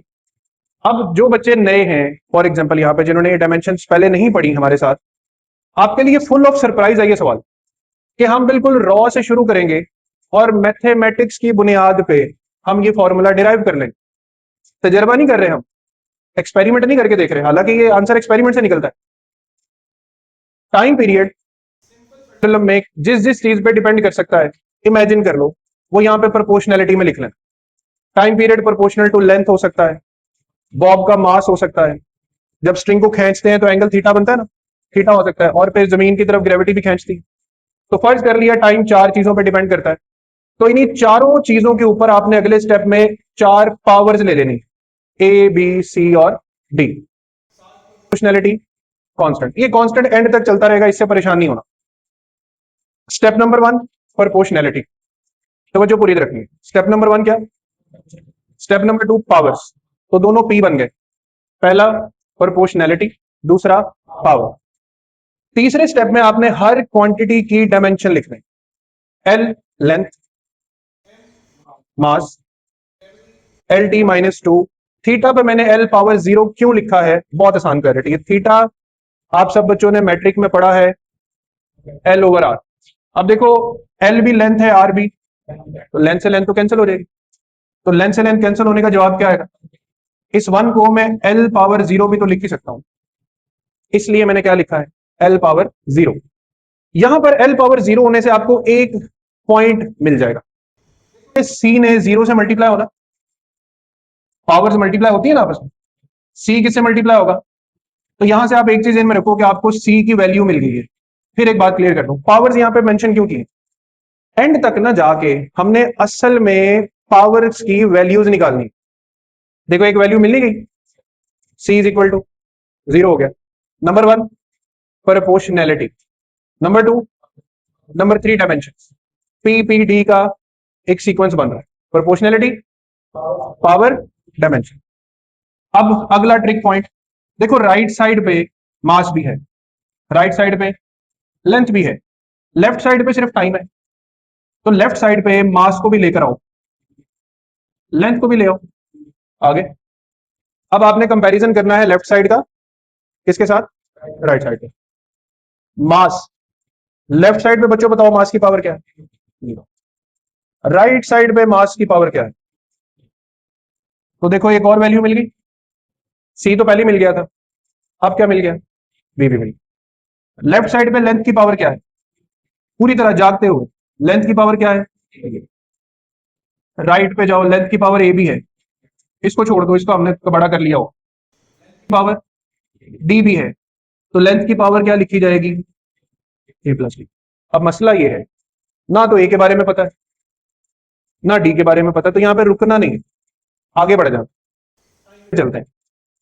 लेफ्ट साइड पे टाइम की पावर क्या है, 1, यहां पे लिखा 1, आगे ढूंढो टाइम की पावर -2, तो यहां से डी की वैल्यू क्या निकल रही है, सब बच्चे एग्री करेंगे डी की वैल्यू क्या निकल रही है, सब एग्री, -1/2। तो अगर मुझे डी मिल गया तो ए मिलना मुश्किल है, यहां पे डी की वैल्यू लिखो -1/2, जो दूसरी तरफ जाके क्या हो जाएगी +1/2, तो ए की वैल्यू भी मिल गई।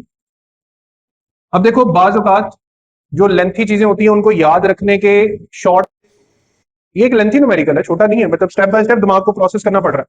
तो पहले 3 स्टेप में 3 अल्फाबेट्स याद रख लो, पीपीडी प्रोपोर्शनैलिटी, फिर पावर, फिर डायमेंशंस, और एंड पे एक और अल्फाबेट ऐड कर लो, सी कंपैरिजन, पीपीडीसी।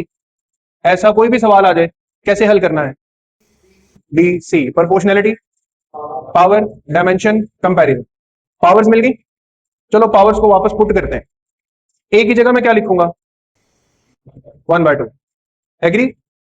बी की जगह, सी की जगह भी। देखो जिनकी पावर 0 हो गई वो तो उड़ गए यहां से, क्योंकि किसी भी चीज की पावर का 0 होना क्या होता है? 1। तो ना फाइनल फॉर्मूला में एम आएगा, ना फाइनल फॉर्मूला में थीटा आएगा। कौन बचेंगे? एल और जी। ये बच गए एल और जी। एल की पावर क्या आ रही है? जी की पावर। ये माइनस अगर मैं नीचे ले जाऊं तो पावर क्या हो जाएगी? प्लस हो जाएगी ना, यानी l power 1/2 divided by g power 1/2। तो अगर ऐसा करें, अलग अलग इनको लिखने की बजाय एज अ होल 1/2 लिख दें, हो सकता है ना? और अगर ये हो सकता है तो पावर 1/2 का मतलब यही नहीं होता, वही फॉर्मूला नहीं बन गया? भाई सब कुछ डिराइव करने के बाद भी एक कमी तो है। वो कमी ये है, हमें डायमेंशंस की मदद से ये नहीं पता चल रहा कि यहाँ पे 2 पाई कैसे आया। तो बेटा डायमेंशनल एनालिसिस डायमेंशनली तो बता सकती है कि ये इक्वेशन बननी कैसे है, लेकिन डायमेंशनल एनालिसिस ये नहीं बता सकता कि यहाँ पे न्यूमेरिकल कांस्टेंट क्या आएगा। हाँ, ऐसी इक्वेशन में आप बाजे बजा सकते हैं जिसमें ऐसा कोई कांस्टेंट इन्वॉल्व ना हो, लेकिन हर वो इक्वेशन जिसमें 2 पाई, 6 पाई, पाई कुछ इस तरह का कांस्टेंट आ रहा है, उसमें डायमेंशनल एनालिसिस में कुछ ना कुछ कमी बाकी रह जाएगी। मेन कीवर्ड क्या था? Light year. कितने सेकंड, सेकंड में कितने साल? जहन में रिकॉल हो गया कैसे करना? मल्टीप्लीकेशन डिवीजन का रूल, प्लस और माइनस का rule, left hand side is equal to, formula derive करना है तो शॉर्टकट क्या है? पीपीडीसी। पी मतलब प्रोपोर्शनैलिटी, पी मतलब पावर, डी मतलब डायमेंशन और सी मतलब, ये 4 स्टेप करके आपका फाइनल आंसर आ जाए। और अब आज का आखिरी न्यूमेरिकल, डायमीटर। एक सिलेंडर का डायमीटर गिवन है, एक सिलेंडर का डायमीटर गिवन है और सिलेंडर की लेंथ गिवन है। कहता है वॉल्यूम फाइंड करना है और वॉल्यूम में अनसर्टेनिटी फाइंड करनी है। तो मैं इसमें कोशिश, क्योंकि अनसर्टेनिटीज के रूल्स पढ़ लिए थे, पूरी तवज्जो से सिर्फ बाद में लेंथ करना है। सिलेंडर के वॉल्यूम का फॉर्मूला होता है पाई आर स्क्वायर एल। आर नहीं दिया, डी दिया हुआ डायमीटर, तो आर जो होता है वो d/2 के बराबर होता है।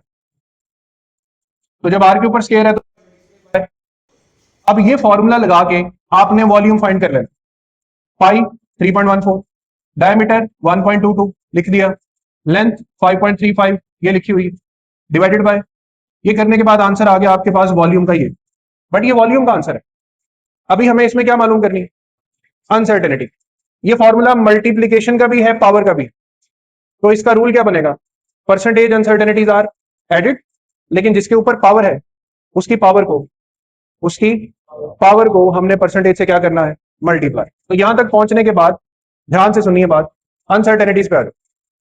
दोनों के अंदर परसेंटेज फाइंड कर लो। परसेंटेज इन डायमीटर वही तरीका, least count over measurement 100% 0.82, least count over measurement 100% 0.19। ये दोनों परसेंटेज अनसर्टेनिटीज आ गई। वॉल्यूम में कितने परसेंट आएगा? दोनों की परसेंटेज ऐड होनी है, बट ध्यान रखना है इधर मैंने डायमीटर को किससे मल्टीप्लाई किया हो, क्योंकि यहाँ पे पावर रूल लग रहा है। डी के ऊपर क्या है? पावर 2, तो power multiply by diameter plus length, जमा किया 1.83% आ गया। अब आपका वॉल्यूम कितना है? 6.2 विद ऑफ परसेंटेज। यहां पे मैंने लास्ट पॉइंट क्या बताया था कि आपने इस नंबर को इस नंबर से क्या करना है? मल्टीप्लाई और डिवाइड किससे कर देना है? 100 से। तो ये जवाब आएगा 0.1। इस 0.1 को आपने फाइनली प्लस माइनस की शक्ल में लिखना है, तो ये हमारे पास फाइनल वॉल्यूम का आंसर आ गया। All clear?